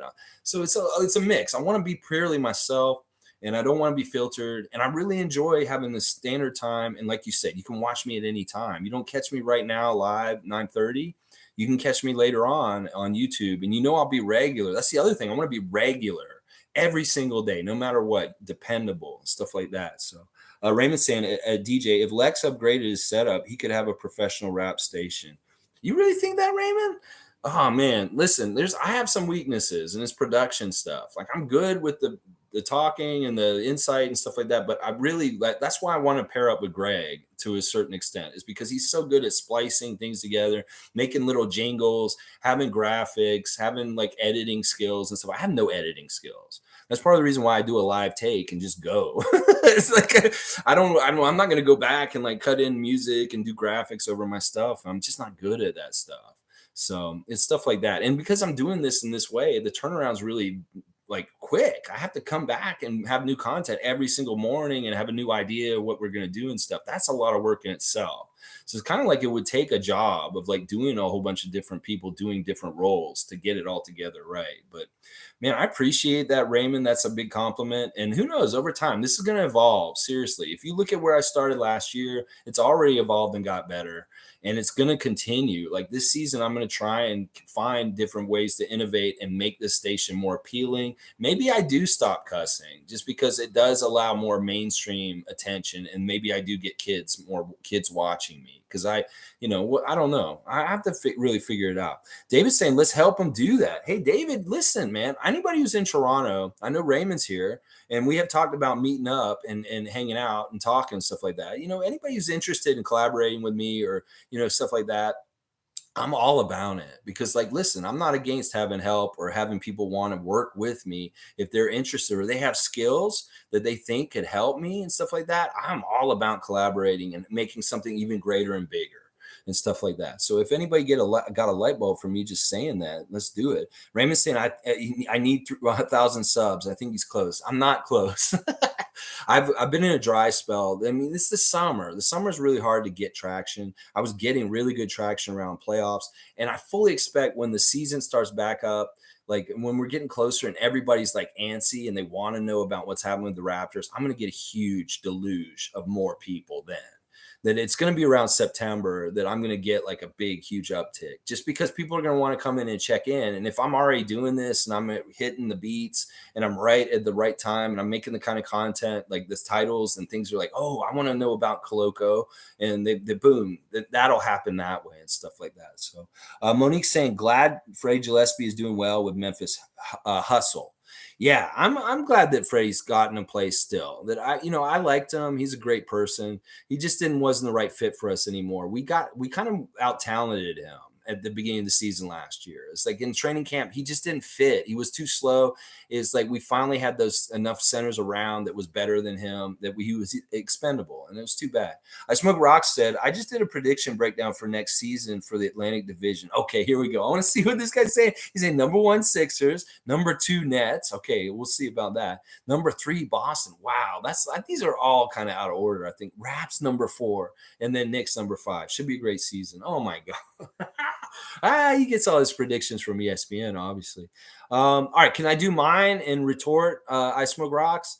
Since we do know you smoke rocks, I'm going to put Raptors number 1, obviously, because you're putting Sixers number 1. That makes sense. I'm going to put Boston number 2, and I'll put you guys third. How about that? I'm going to even do you better than you did us. I'm going to put you guys third. I'll put the Nets 4th, and then the Knicks are last. Obviously, the Knicks are last, but I think it's going to be Raptors, Boston, Philadelphia, Brooklyn, and then New York. That's what I think is going to happen this year.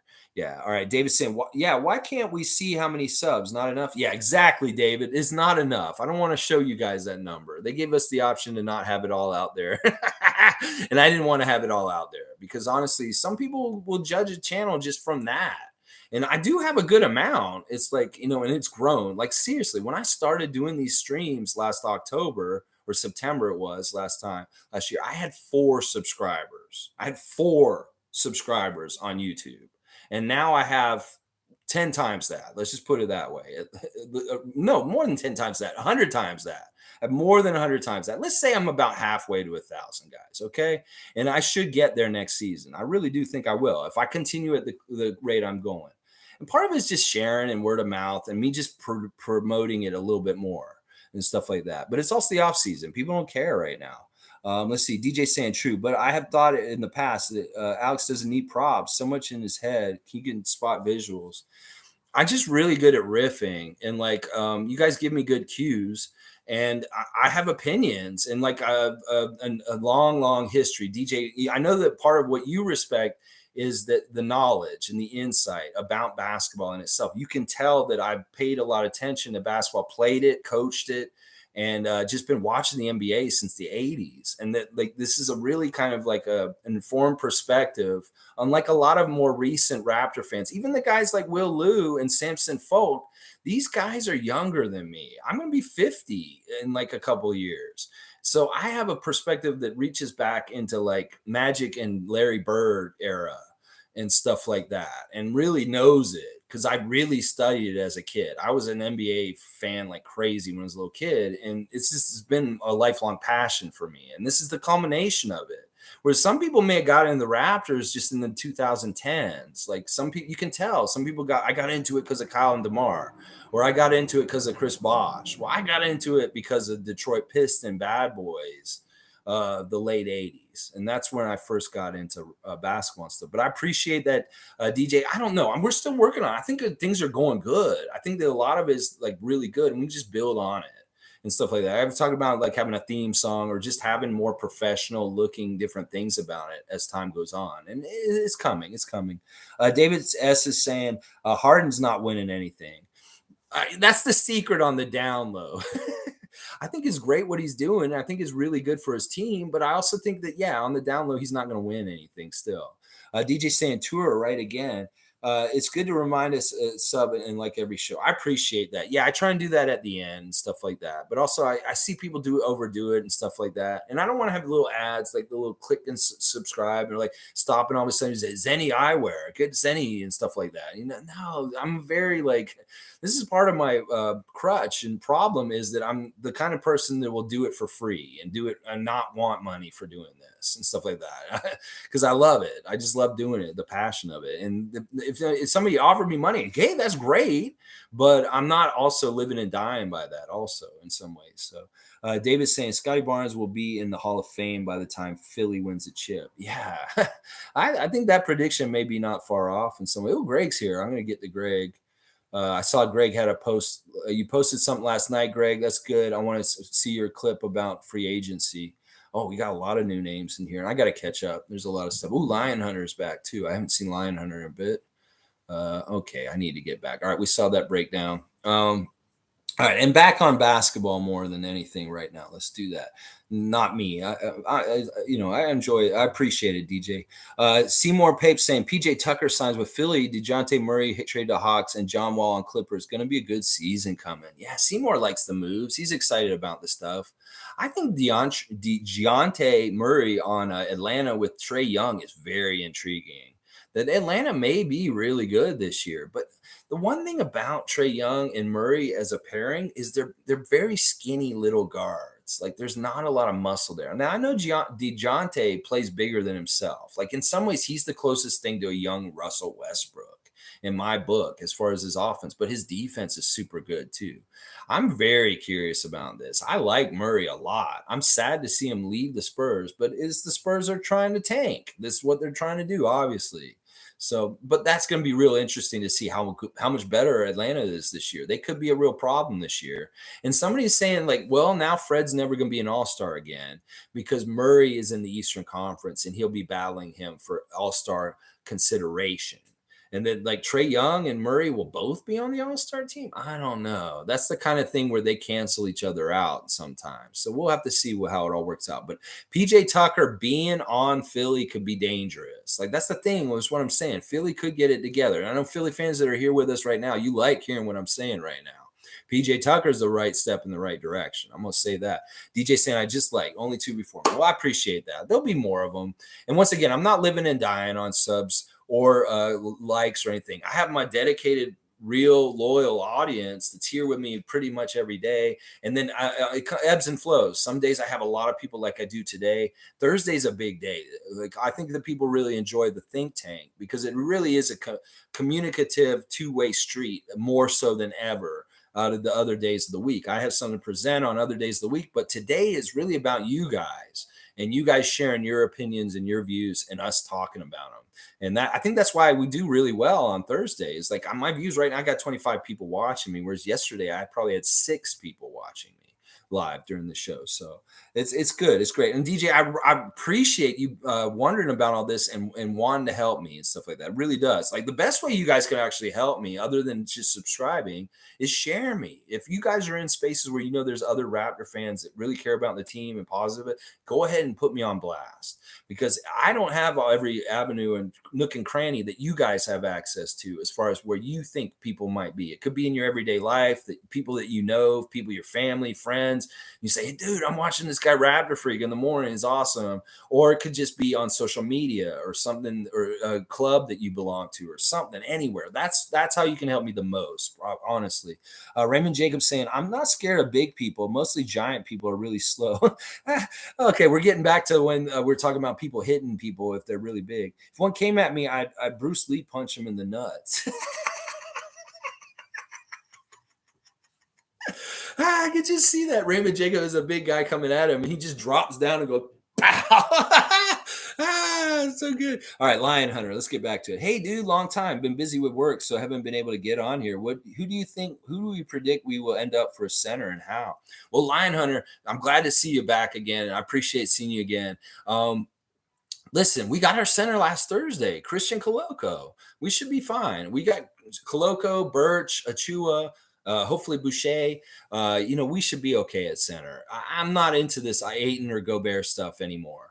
At this point, like I wasn't that into it anyway. Like I didn't like trading any guys like OG or Gary away. And now that we have Koloko and we don't have to get rid of any of those guys, this is exactly right. Because like Koloko could end up being like an Ayton, honestly. So I'm really, really big on our pick, just like Alistair is. I really am. I don't get it twisted. I want him to start eventually. It's just that, yeah, Koloko's going to be really good, Lion Hunter. So that's our guy. It's Christian Koloko. He's our center. Seymour Pape saying, Heater trying to steal Brunson from out of the Knicks grass. I know. Oh, my gosh.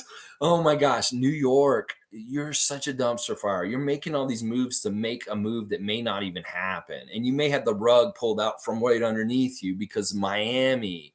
I know. I saw that development, Seymour. And it's hilarious. Like the Knicks. Oh, my gosh. That's what I'm saying. Leon Rose, who the hell is this guy? You said he's a player agent that became the team president of the Knicks.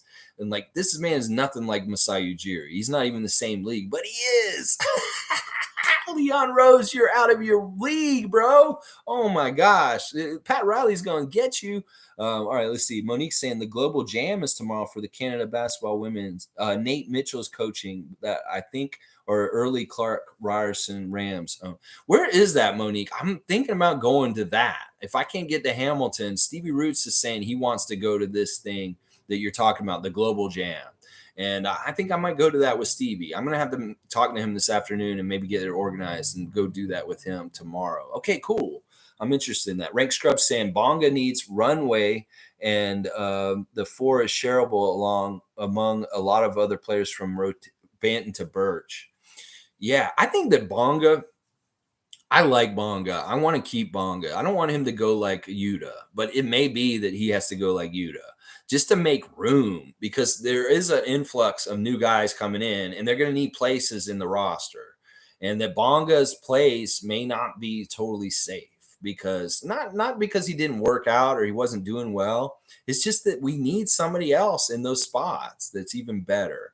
And we'll have to see, Rank Scrub. But yeah, I want to see Bonga back. I think that there's promise in him still, and that it may just be he may be a victim of circumstance. Honestly, it's too bad. DJ saying, I'd rather sacrifice the season and keep our health for the playoffs.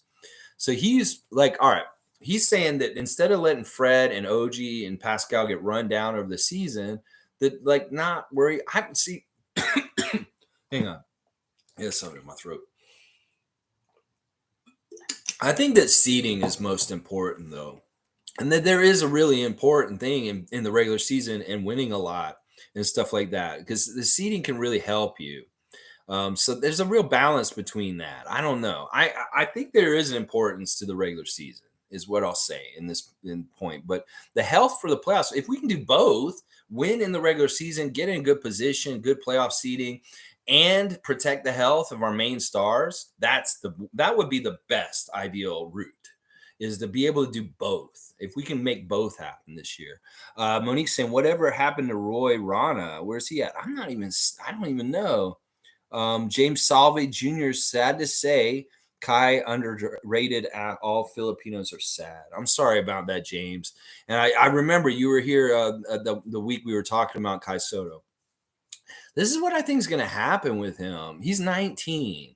That it's just that this wasn't, they didn't feel like he was ready this time. I don't know what happened. Like, this is so weird. The Lakers were so big on him, and it seemed like they were going to take him regardless, no matter what.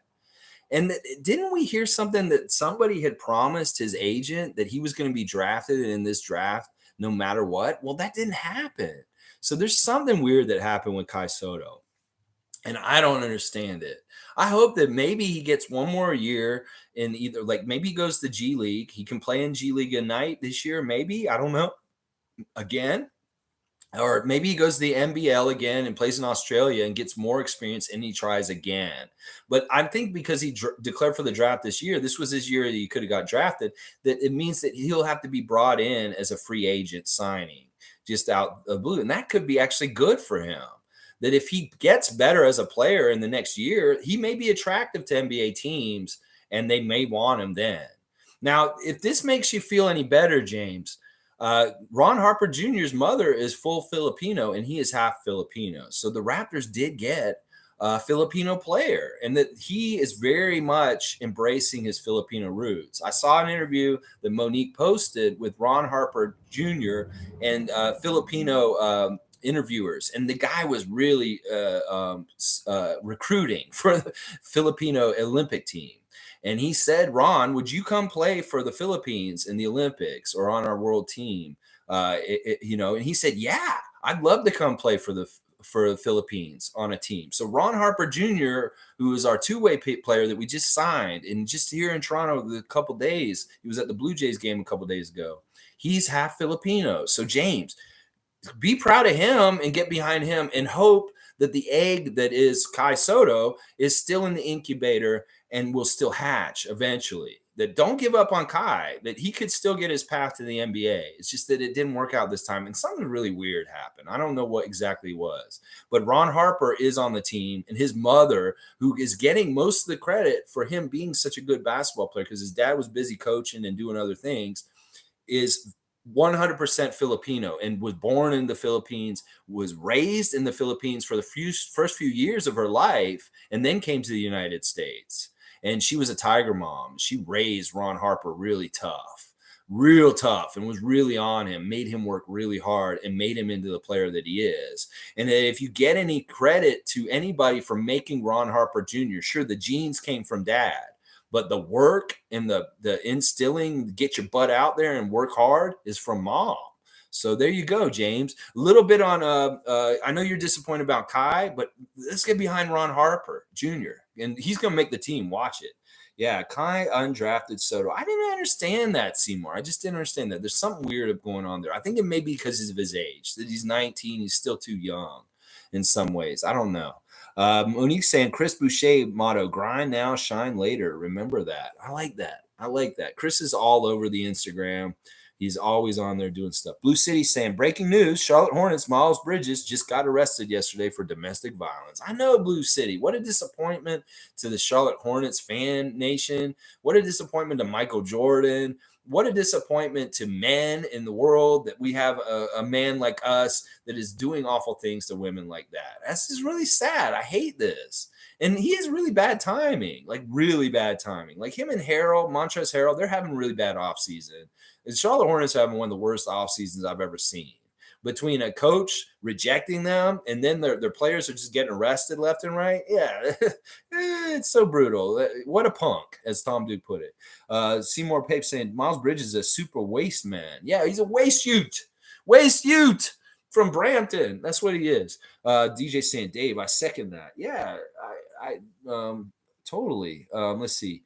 Blue City saying his career is already over. You really think that? I'm wondering what's going to happen with this. This is going to be, like I said, a good litmus test for the NBA and what they'll allow. Are we going to be like the NFL and allow people to murder people and kick the shit out of people in the elevator on tape and still play in the league and stuff like that? You know, the NFL has looked the other way on so many different players, whether it's Peyton Manning, all kinds of different people. NBA, you got to be more socially conscious. How are you going to deal with Miles Bridges? It's going to be, we're all watching. We got to see.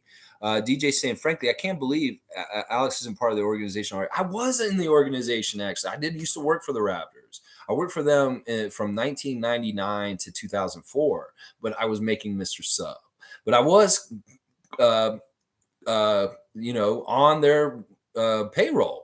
I was getting checks from MLSE and working for them. I wasn't at an employee number and stuff like that.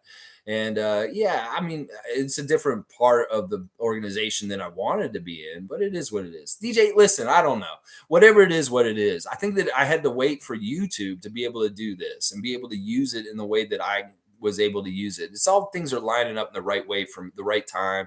Like also, I didn't think that what I wanted to do as a Raptor fan was ready yet because there was way too much pessimism in Raptor fan nation. And then finally we won a championship. There's fans that are sick of all the noise. And this is why I'm here, is because I want to fill that void of having a space where we can be positive and not just kick our players and just have these people that are just really, their takes are so bad. And I'm like, are you even a Raptors fan?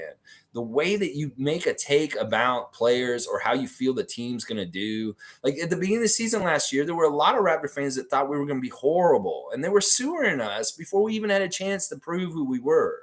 And I hated that. I was like, you guys don't even see, like, Scotty Barnes is going to be special. We're going to be good. Trust me. But a lot of players were saying a lot of fans were saying we need to tank again and get another Scotty this year. They were like, we don't need to try and win this year. What are we doing? I'm like, no, winning is now and always is how it is and stuff like that. So Blue City saying, I'm happy that James Harden is finally focusing on the team and not himself. This is a big, huge development. I'm serious. Like, honestly, I thought he would be like Russell. And you guys this is a really good sign for you guys, honestly.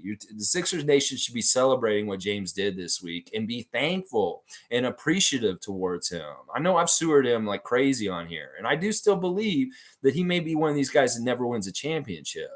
But, this is different. This is different than normal James. I'm going to tell you that. Tom Duke saying, DJ True, best example for us fans. Oh, my gosh. All right, Tom. You guys are being really too kind today. I'm gonna less on me and more on the Raptors. Let's do that.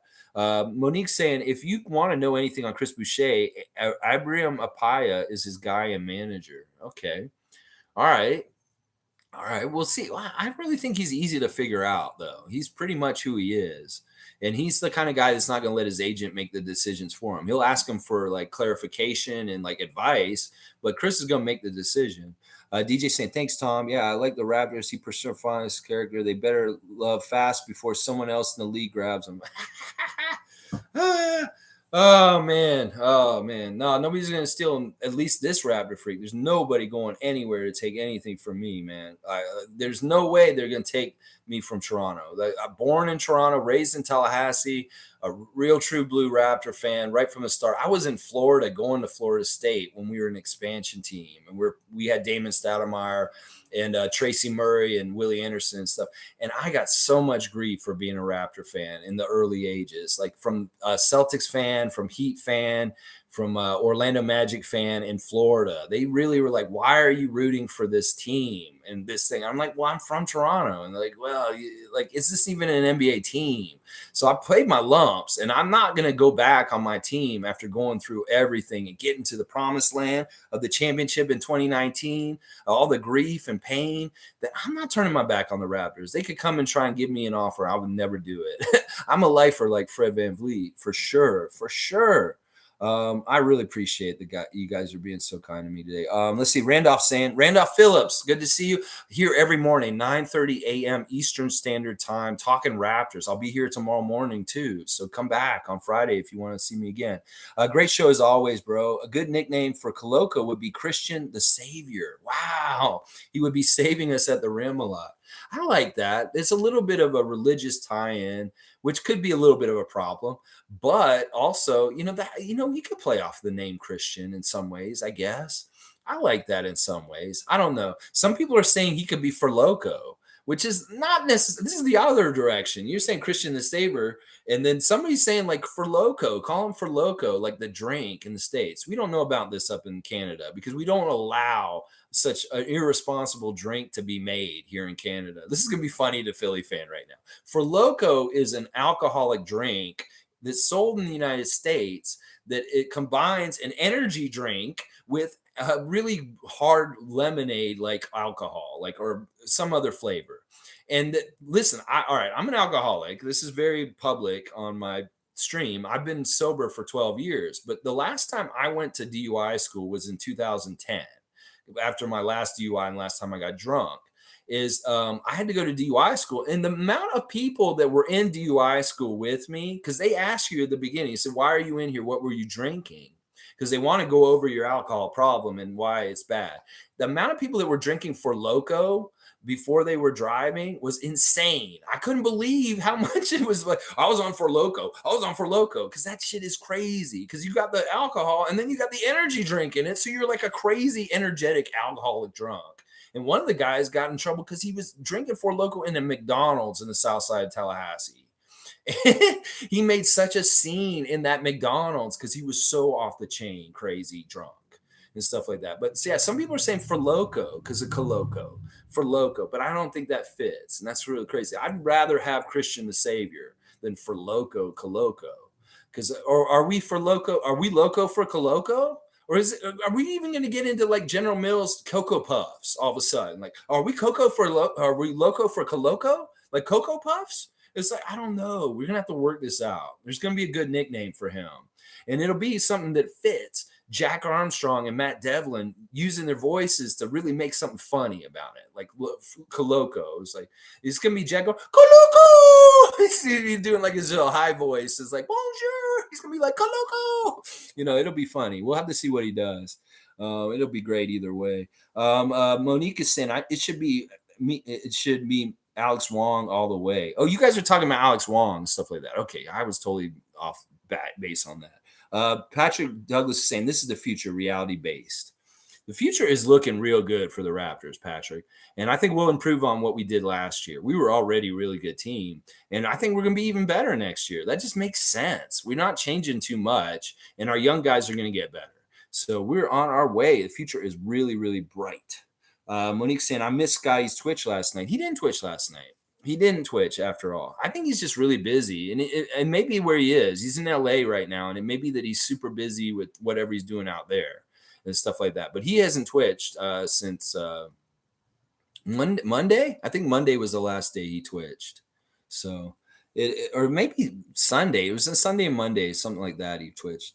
Seymour saying, Coach Mike Brown wins chip with Warriors, now head coach of Kings. Will Hardy coach with Boston, now head coach of Utah. Assistant coach is moving up. Yeah, it's the coaching carousel I was talking about earlier.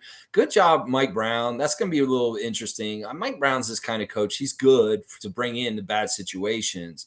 But Sacramento is going to be a whole other kind of like animal of something that he's got to deal with that he's never had to kind of deal with as far as dumpster fires. Like, it'll be very interesting to see Mike Brown there. I don't think he's going to have much success.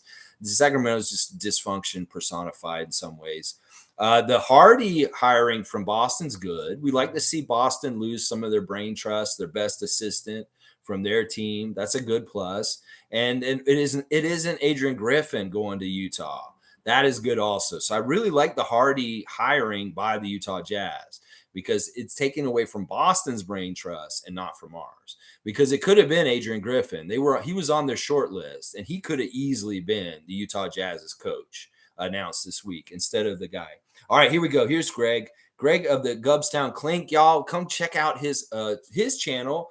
Really awesome stuff. Always good stuff. He's been bringing out a lot of good content on free agency and the draft in the recent week or so.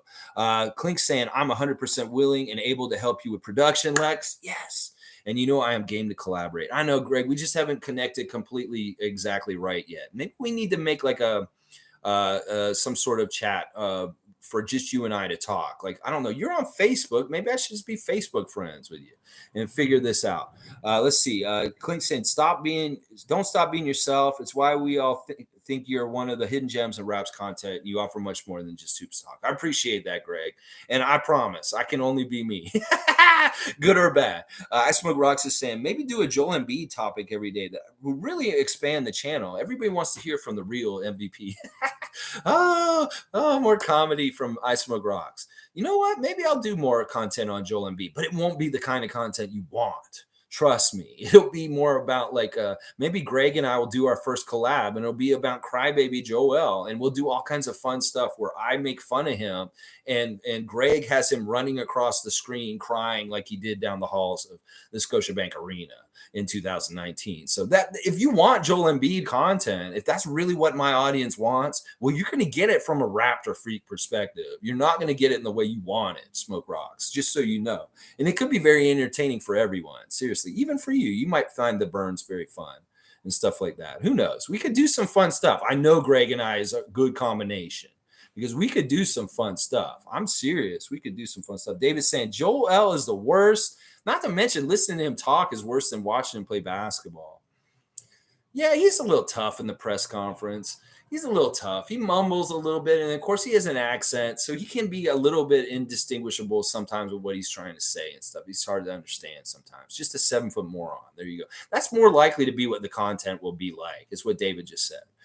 Too much rocks, bro. Too much, Raymond. No, listen, man. Listen, if we're becoming more of an NBA channel from a Raptor freak perspective, let the other guys come in here and talk to us and ask what they want. I might do, you know what? I might do a joke Joel Embiid segment just because I Smoke Rock said that. Because that's what I'm trying to do. I was a radio DJ. We try to fill the request. You want to hear Stairway to Heaven, Led Zeppelin? We'll put that on for you. Oh, yeah.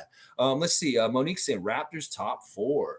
Yeah, I think they'll be top 4 next season. I think that's a very realistic and should be what we're aiming for in the championship. Seriously, people that don't think, like Masai says, like I said, he's saying be patient. We have young players. They need time to grow. But Nick Nurse ain't about that. He wants to figure out the way to win. He's trying to make that shortcut to go straight there with the personnel that he has right now. And that's what Nick Nurse is doing. Whereas Masai Ujiri's perspective is like, I'm giving you these guys, you develop them, get them better over time as they get older, and then we'll get to a championship. Nick Nurse is like, no, I'm going to coach these guys to a championship now. And that's what I'm trying to do. And that's the difference in philosophy. They're both working together towards the same thing, but Nick is wanting to get it sooner. And so does Scotty, so does Pascal, so does Fred. The players and the coach are about winning a championship next season.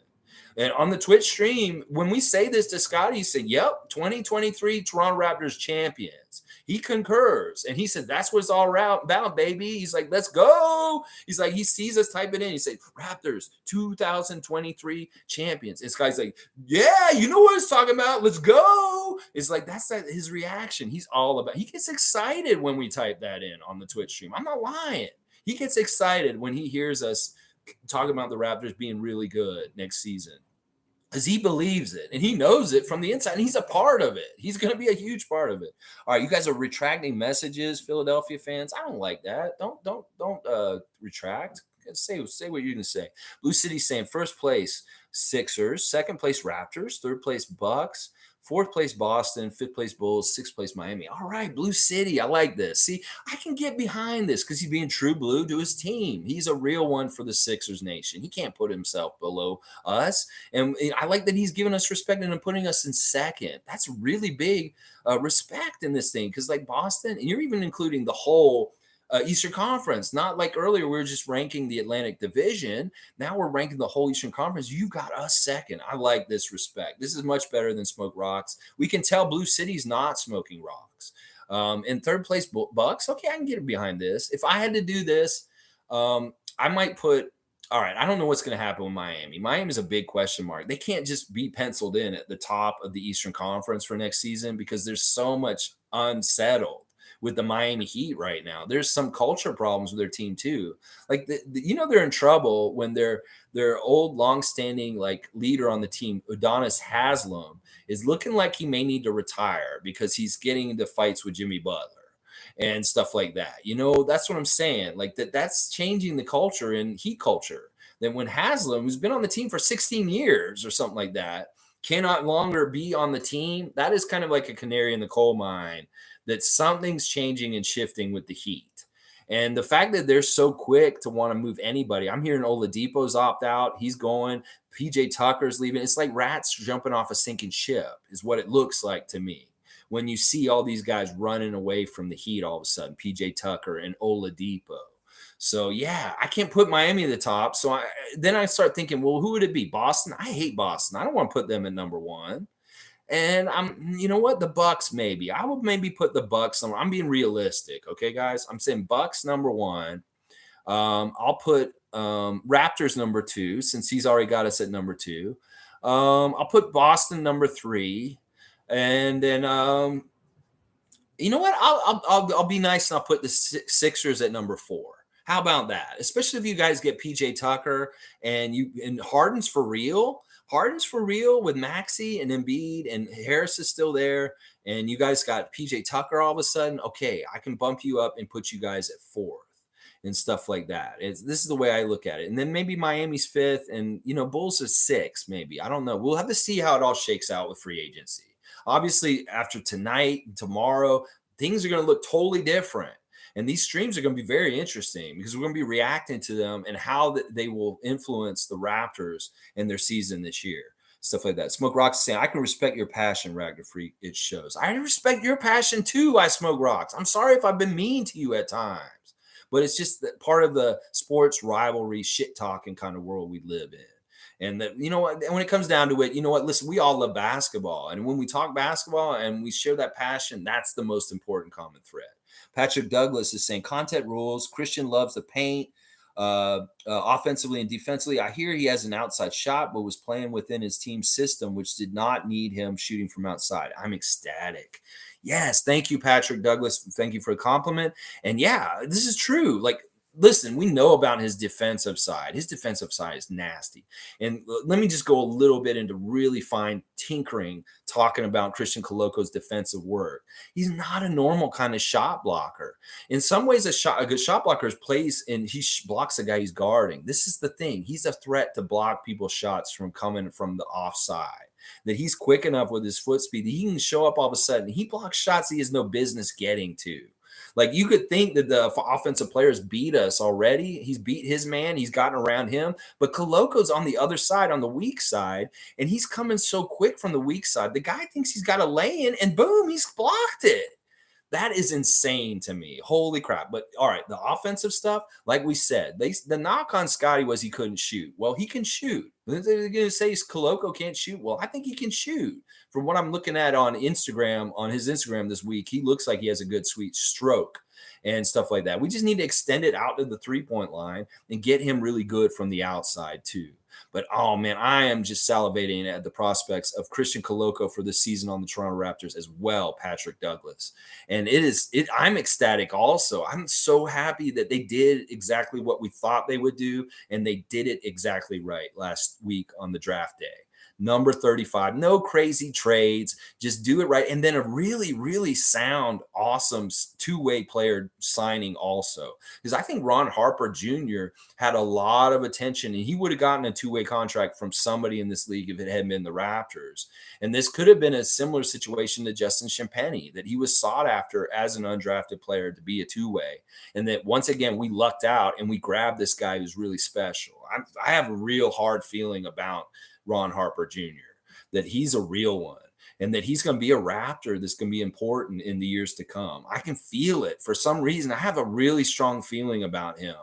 And you guys remember that I'm saying this right now before he's even played in our summer league, that Ron Harper is going to be somebody. DJ saying, sorry to keep harping on this, bud. One option for your visual guy is to just create shorts with catchy titles to drive people to your podcast. Shorts is the new thing.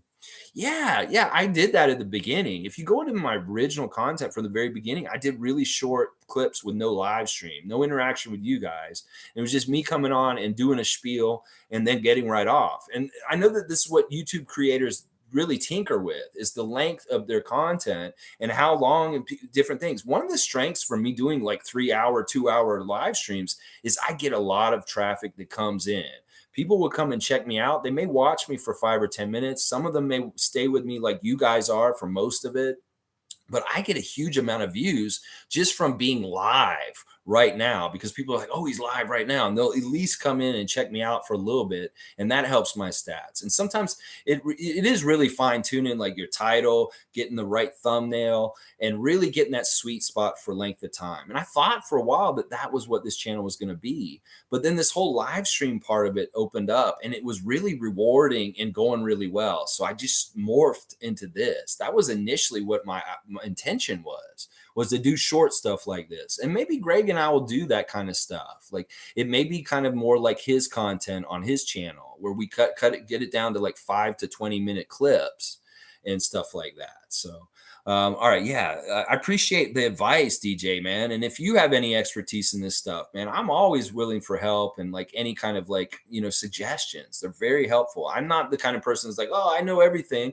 I love hearing ideas from other people and maybe using them if they work really well. Monique's saying, how has Courtside Moms lately? Anyone seen episode?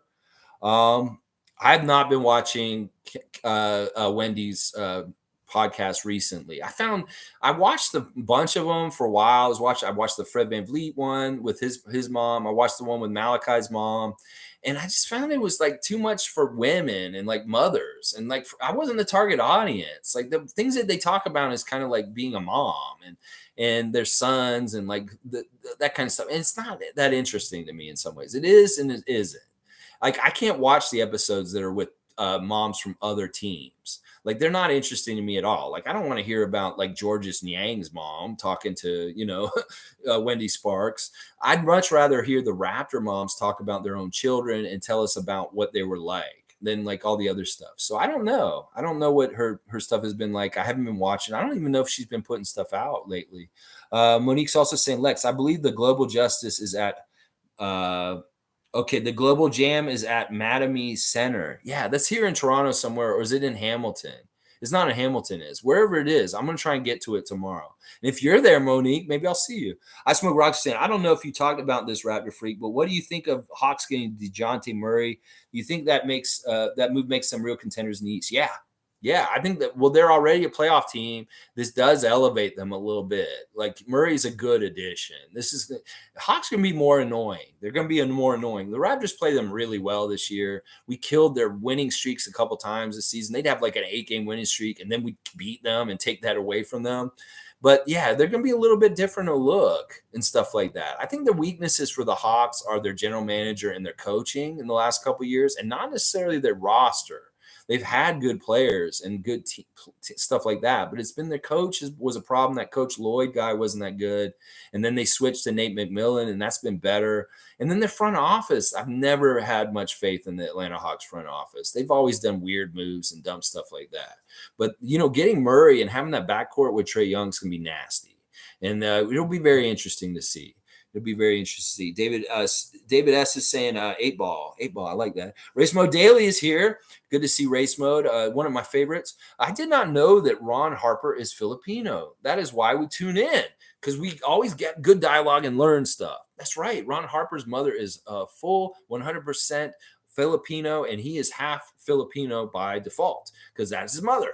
And he is very much into Filipino culture in some ways. Like they really went in depth on this. Like the interviewer in this interview that I'm talking about that Ron Harper did with this Filipino guy, he's saying, if you tell your brother Dylan Harper to get a passport with the Philippines right now, he can play for our team right away. This dude was all about recruiting and getting the Harper brothers on Team Philippines for global basketball competition. It's awesome. I can't blame them because these guys are good players, and they're trying to get their team better over there, and they're excited about it. I love that the Philippines is so enthusiastic about basketball. This is a burgeoning market in the global market for basketball, and that the Raptors having Ron Harper Jr., if not Kai Soto, is a good move, because it will bring people of that descent and people that are Filipino that are interested in basketball. They will have somebody to root for in that kind of way. And once again, I'm saying it, Ron Harper's going to be a home run. We're going to see him make the team and be a rotation player this year. I'm serious, because he's going to give us some stuff that we really lack. And that's like scoring and toughness and just baller kind of stuff that we needed. And stuff like that. All right. I appreciate Race Mode. Always appreciate your compliment. DJ saying, I don't think Will Liu is a Raptors fan, or maybe he's just super sarcastic and comes across like an honest or neutral perspective. Yeah, that's the thing. That's part of the reason why I don't want to go mainstream either, is I want to be unapologetically a Raptor homer. I want to be as like pro Raptors in all situations where they accuse me of it. Well, yeah, that's who I am. It's like I'm Fox News for the Republicans. I'm the Raptor freak for the Raptors. So it's the same kind of thing. And that he has to do a little bit of juggling between journalistic integrity and not being a total fan. And sometimes these guys overcompensate to really prove that they aren't being just a homer by bashing the Raptors or putting them down in little ways just to say, oh, see, I'm not totally a homer. And that's the problem I would have if I was mainstream like those guys, is I wouldn't be willing to be like neutral. I would be a complete homer on TV and just all about the Raptors. And that's the tough thing. And I know Will really does love the Raptors. He wouldn't be doing this kind of stuff if he didn't have that kind of passion. And that it really is what you just hit on in that statement, DJ, that he has to be fair and balanced to a degree, because he is a journalist at this point. He's not just a guy who's writing at home for free. He's broken through. He did really good in his amateur career, and now he's a pro, and he has to act like it. I'm an amateur still. I can act like an amateur, and I really do act like an amateur. But it's part of the charm, as you guys have said. So Raymond says Alex Wong over Lou. Yeah, see, Alex Wong is more likely to be a homer like me and be like undeniably at Raptors side. And that's part of it, is you need that to make the show interesting. It's not so interesting when these two guys are on the show and they always agree with each other. So maybe Alex has to be like on the Raptor side, and Will just has to be the bad guy sometimes, is the kind of dynamic to make the show interesting. Because if they just agreed on everything, then what's the point of the show? They need to have a little bit of argument and stuff like that. So, and I am an Alex Wong guy too, myself. I love Will Liu though also. I think Will Liu is great. I don't like bashing him too much, but I know what DJ's saying because I've seen Will Liu do it. And it's annoying. It can be very annoying. It's a turnoff in some ways. Like, when Michael Grange writes an article, or Doug Smith, and it's kind of a little bit like critical of the Raptors, I get mad at them. I do. Monique saying, yeah, Lex, I wanted to know about this paid YouTube thing, but you answered it already. So thank you. Good to know. Yeah, if you get to 1,000 subscriptions, you get to a new threshold where YouTube will allow you, like one of the things they'll allow me to do, and not that I want to do this, guys, but it is a way that you guys could help me if you felt like and you wanted to, is if I get 1,000 subscriptions, I can do super chats. And that basically means if I say something during the chat and you guys just feel like it, like Race Mode Daily said at the beginning of the season, I'd love to buy you a cup of coffee. How could I do that? Well, if I get to 1,000 subscriptions and I get super chats, then you could make like $1 donation in the chat if you like anything that I'm saying. And that way it could actually get some revenue generated for me for doing all the work and doing what I'm doing for this channel. But it's not that it's necessary or that you guys would need to do it or I'd want you to do it or there's any kind of like if you pay, you get this or this. I'm not going to do that kind of stuff. It's all going to be free still. This is going to be out of the kindness of your heart. And if you feel like you want to hook me up because you're like what I said, like any other YouTube stream and stuff like that. That's basically it. But that's not even the main thing that I want to get at 1,000 subscriptions. It's just one of the things that will happen. There's other stuff that I'll get opportunity to do, like put in, instead of having my URL for my website on YouTube being like just numbers and letters random, I can actually put in Raptor Freak as that. That may be the number one thing I want to do is be able to have my web address be my name instead of just like numbers, random numbers and letters, and easier to find, stuff like that. DJ is saying, all right. In the shorts, you highlight fun and interesting highlights from your podcast. Yeah, okay. So maybe it's the kind of thing where Greg and I work in conjunction or something like that. Because he's so good at editing. And I do like these 2-3 hour streams sometimes that he finds a little section of it. Like that, you know, they do this with the Jim Cornette Experience like podcast. I'm into wrestling. I watch Jim Cornette, and he has these 4-hour, 3-hour live podcasts, but they take little sections of it. There's just like one story, and then they put it up as a short. That's what DJ's talking about. So maybe it's like a section. I've seen on Greg's work that he on the timeline on the thing, you can put it on the bottom. You can see it's labeled which section of the segment has which part of the subject matter. That like, oh, this is Christian Koloko section. You just click on that and just watch that section about Christian Koloko. So it's that kind of stuff, compartmentalizing the content. Like I could really get meticulous if I learn how to do this myself and cut my live streams up and make sections that are labeled so that you could just click directly on one part and just see the part of the content of the whole 3 hours that is the most important to you that you want to see. And that may be that one part of the next evolution of this channel is that I start doing that with the live stream. I start cutting it up into sections so that, you know, this is when he talks about the draft. This is when he talks about Atlanta Hawks with Dejounte Murray and Trae Young and stuff like that. So Raymond's saying, DJ, I think Alex should dance like them on TikTok. Heard they got millions of views. Listen, I could do all kinds of stuff. I could be like the guy who's like doesn't talk and he's like,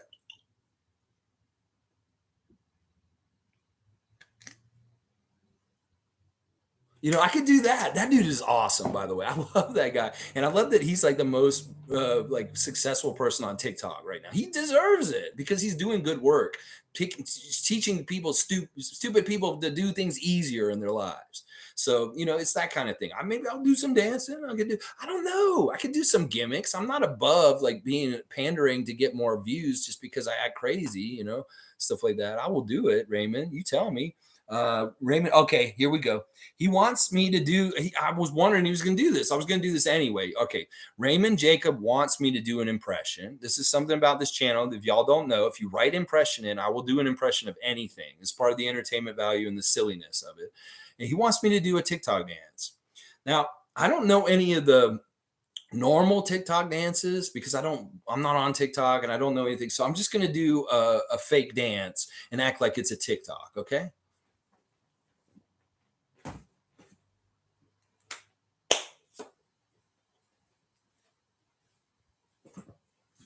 I don't know. Was that a TikTok dance? It probably is. If it isn't, maybe I just made a new one and maybe I will get royalties for making one of the greatest TikTok dances in the history of TikTok.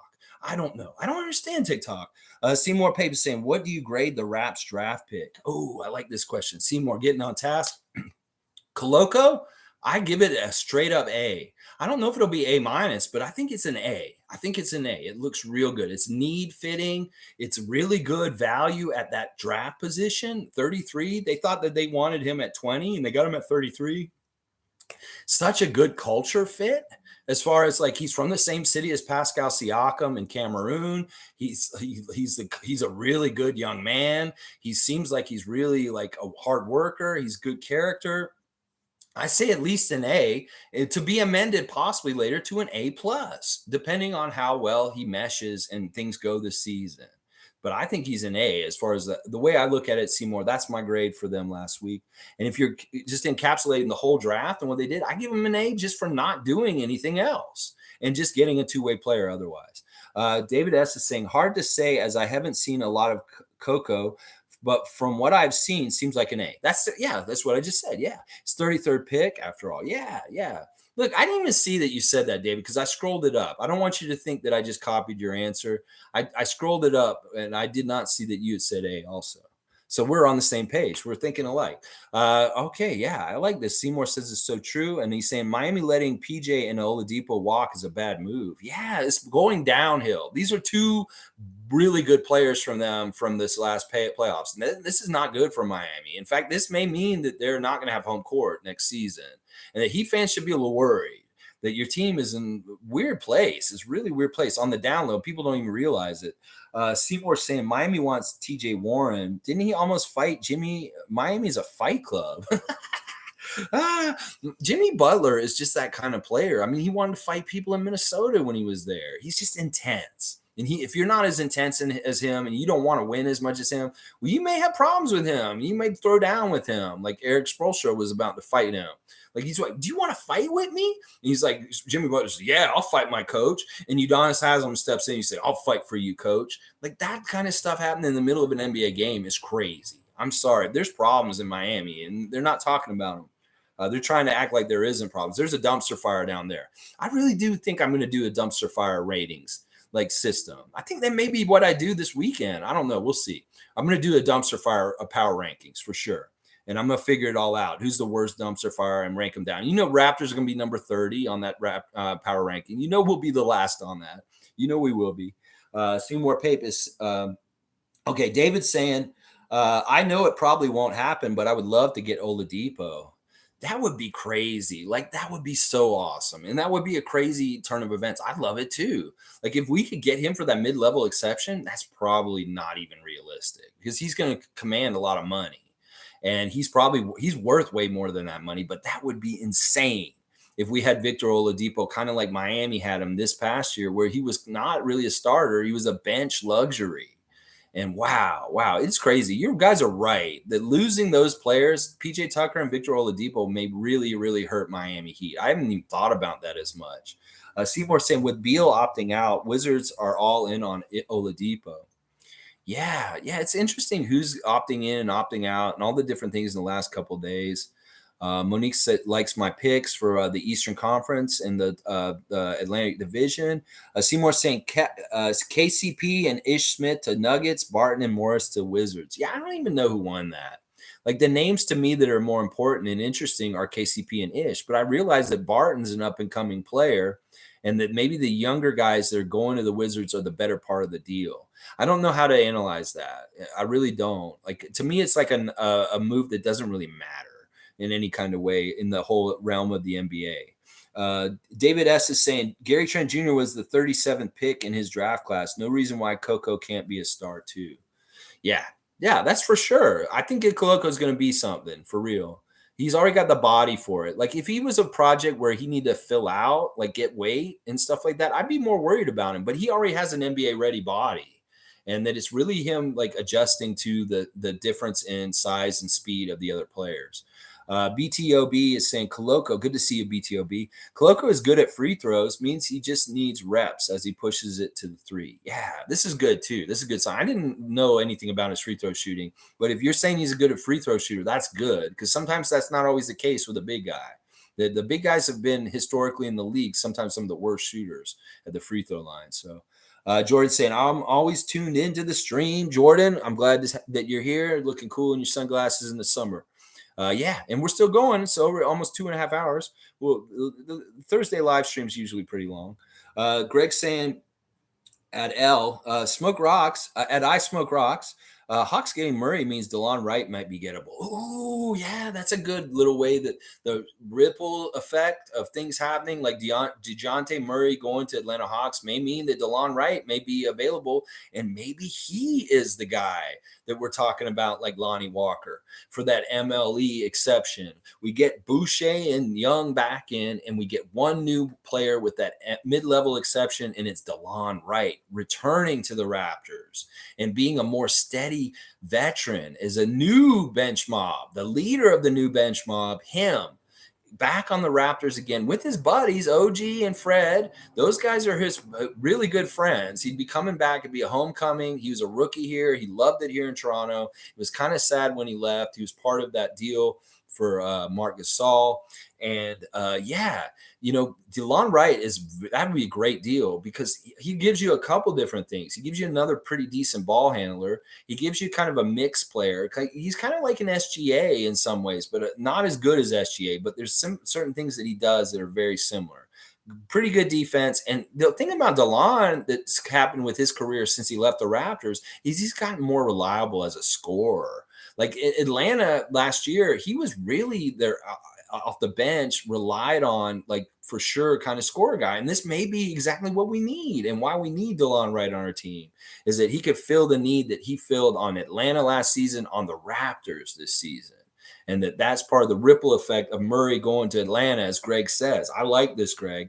I like where you're thinking. And I know that we've been mentioning DeLon Wright already this season, like this offseason, that DeLon Wright is somebody that we would welcome back to the Raptors quickly.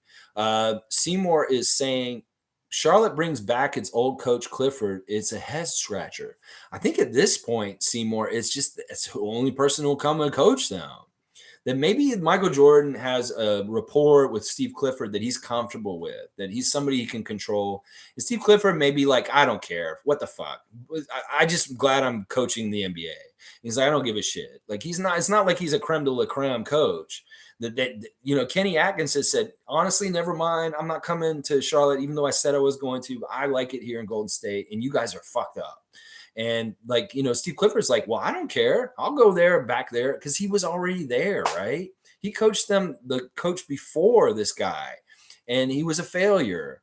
And they're just going back to it again. I don't understand why there's going to be anything different. And this is adding to the whole power rankings of the dumpster fire that Charlotte Hornets is. Like, they're moving in the top 5, I think, in the power rankings of dumpster fires in the league with their offseason this year.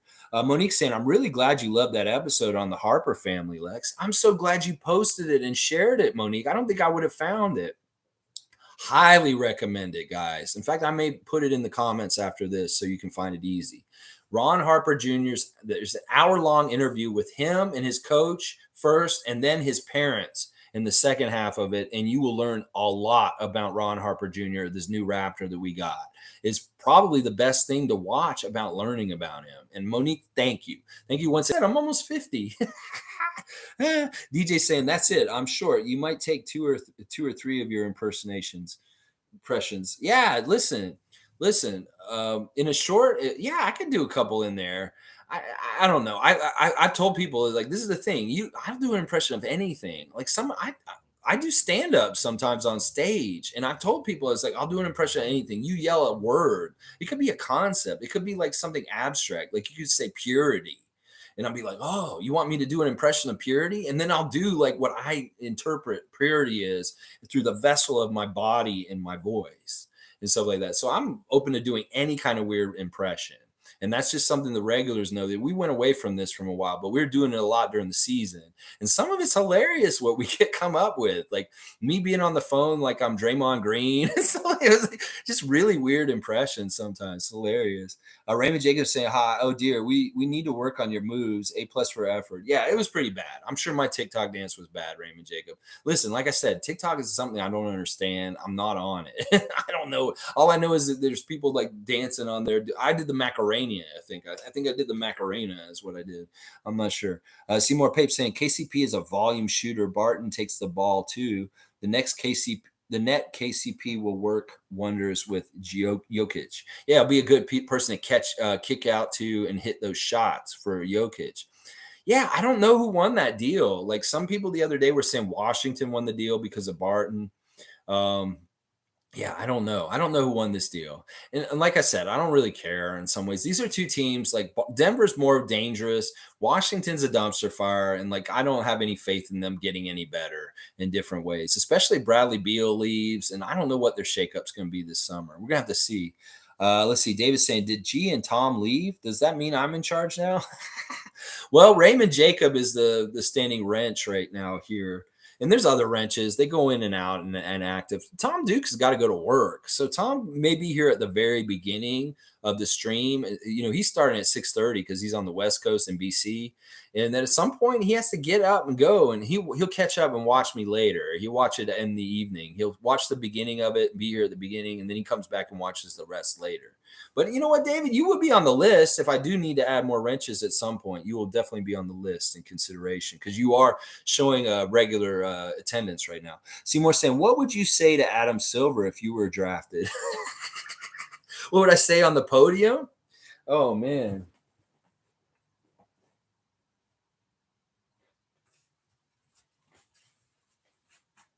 Thank you. Thank you. Oh, I'm so blessed. I'm so happy to be here. Oh, this is a dream. It's a dream come true. I can't believe I'm here, standing here with you. You weird looking NBA commissioner. No, he wouldn't say that.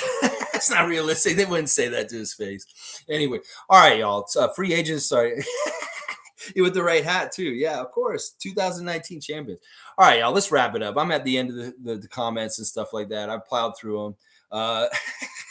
I would hig him. I'm not sure what that is. Raymond Jacobs saying, I'm one of the most laid back of the wrenches. Alex knows it. I let him go ballistic first. Yeah, he wants me to fight with people before he'll actually like delete their comments and stuff like that. Go Raps. All right, it's 2.5 hours. We'll end it up here. All right, free agency tonight. This is the calm before the storm. You guys go and get on Twitter and follow Adrian Wojciechowski and go follow Shams. Follow all these accounts because there's about to be a lot of flurry of activity. And it may be really tough to sort everything out. It may be that tomorrow we may be doing a little bit of like breaking news throughout the stream. And if you guys see stuff as it happens, bring it in and we'll talk about it right away. I'm not going to have access to look at all the news after I go live.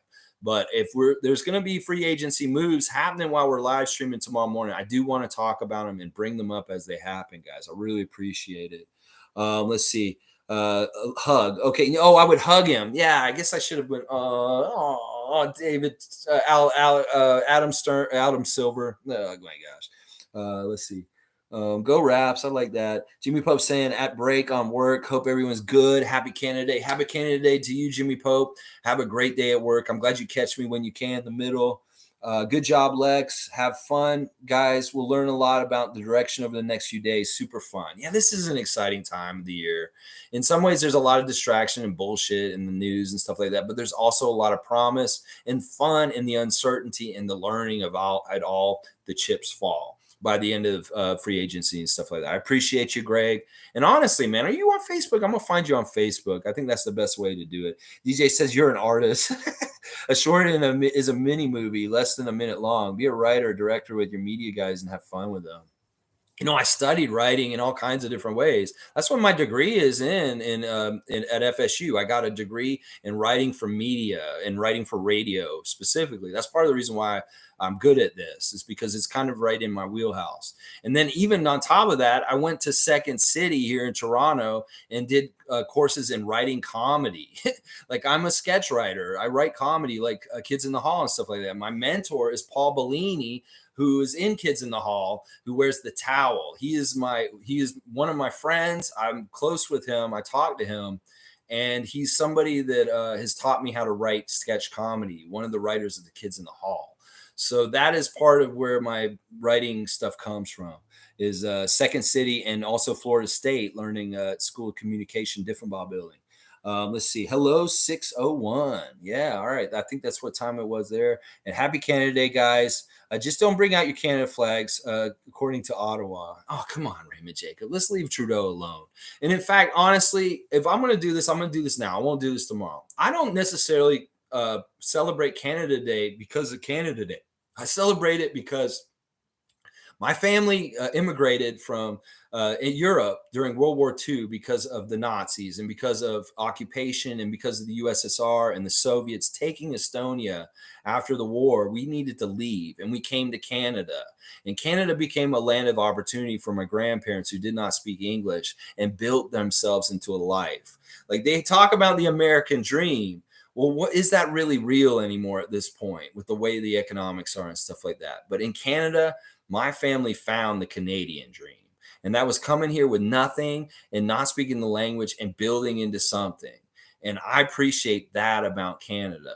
But I do not appreciate the things about Canada's history in which we subjugated the indigenous people that were already on this continent. I do not appreciate the residential school scandals. And I do not appreciate those kind of things about being proud about Canada. That we shouldn't be proud of our country in some ways. We should be proud about the opportunity and what it represents. We shouldn't be proud of our history and what we've done as a nation also. The U.S. is bad. They have a lot worse in some ways history, but we have just as bad also in a lot of ways. And it's good to be fair and balanced. I don't want to poo-poo on people's parade tomorrow. Go ahead, shoot fireworks, enjoy and celebrate being Canada. But let's keep it fair and balanced as far as like the perspective of things. The idea and the thing that Canada is great to celebrate, but some of the history is not. And we do need to keep that in mind when we do talk about this stuff. All right, there we go. All right, yeah, there's going to be huge protests on Canada Day. There'll be huge. There's going to be huge protests everywhere. The states are up in arms because of Roe versus Wade. There's just people are upset because things are bad in the world right now, and they should be out in the street, honestly. All right, guys. All right. Yeah, I'm going to post that video, the Ron Harper Jr. hour-long interview on the comments after this. I appreciate everybody being here. So many nice compliments. I really appreciate it. That's not what I'm doing this for. I'm doing this for you guys and sharing the information, just having a place where we can all meet and building this community. And I'm really happy that more and more of you guys are finding me and we're having fun and we're doing what we do. And I pledged I'll be here every morning, 9:30 a.m. Eastern Standard Time, live streaming positive Raptors content. And tomorrow we'll be doing a Friday freak out about Team Canada on Canada Day playing Dominican Republic in Hamilton. Very excited for that game. I wish I could be there myself, but it is what it is. And of course, we're going to have a heavy dose of the free agency news. We've got to react to every single thing that's going to happen and how it goes. So expect a long live stream tomorrow also, depending on how free agency goes and how quickly it gets going. So, all right. Thanks again, guys. Please hit that subscribe button. And like I said, if you can share me in places that you think will get me more attention, I really appreciate that also. Let's go Raptors. Let's get some good free agent signings, especially the two that we need to get back in the fold, Thad Young and Chris Boucher. And y'all have a great Thursday and have a very awesome Canada Day tomorrow. However you guys choose to celebrate it and have fun and stuff like that. Hopefully you'll be here with me for a little bit part of the morning. All right. Have a great day, y'all. And let's go Raptors. I love all y'all. I really appreciate it.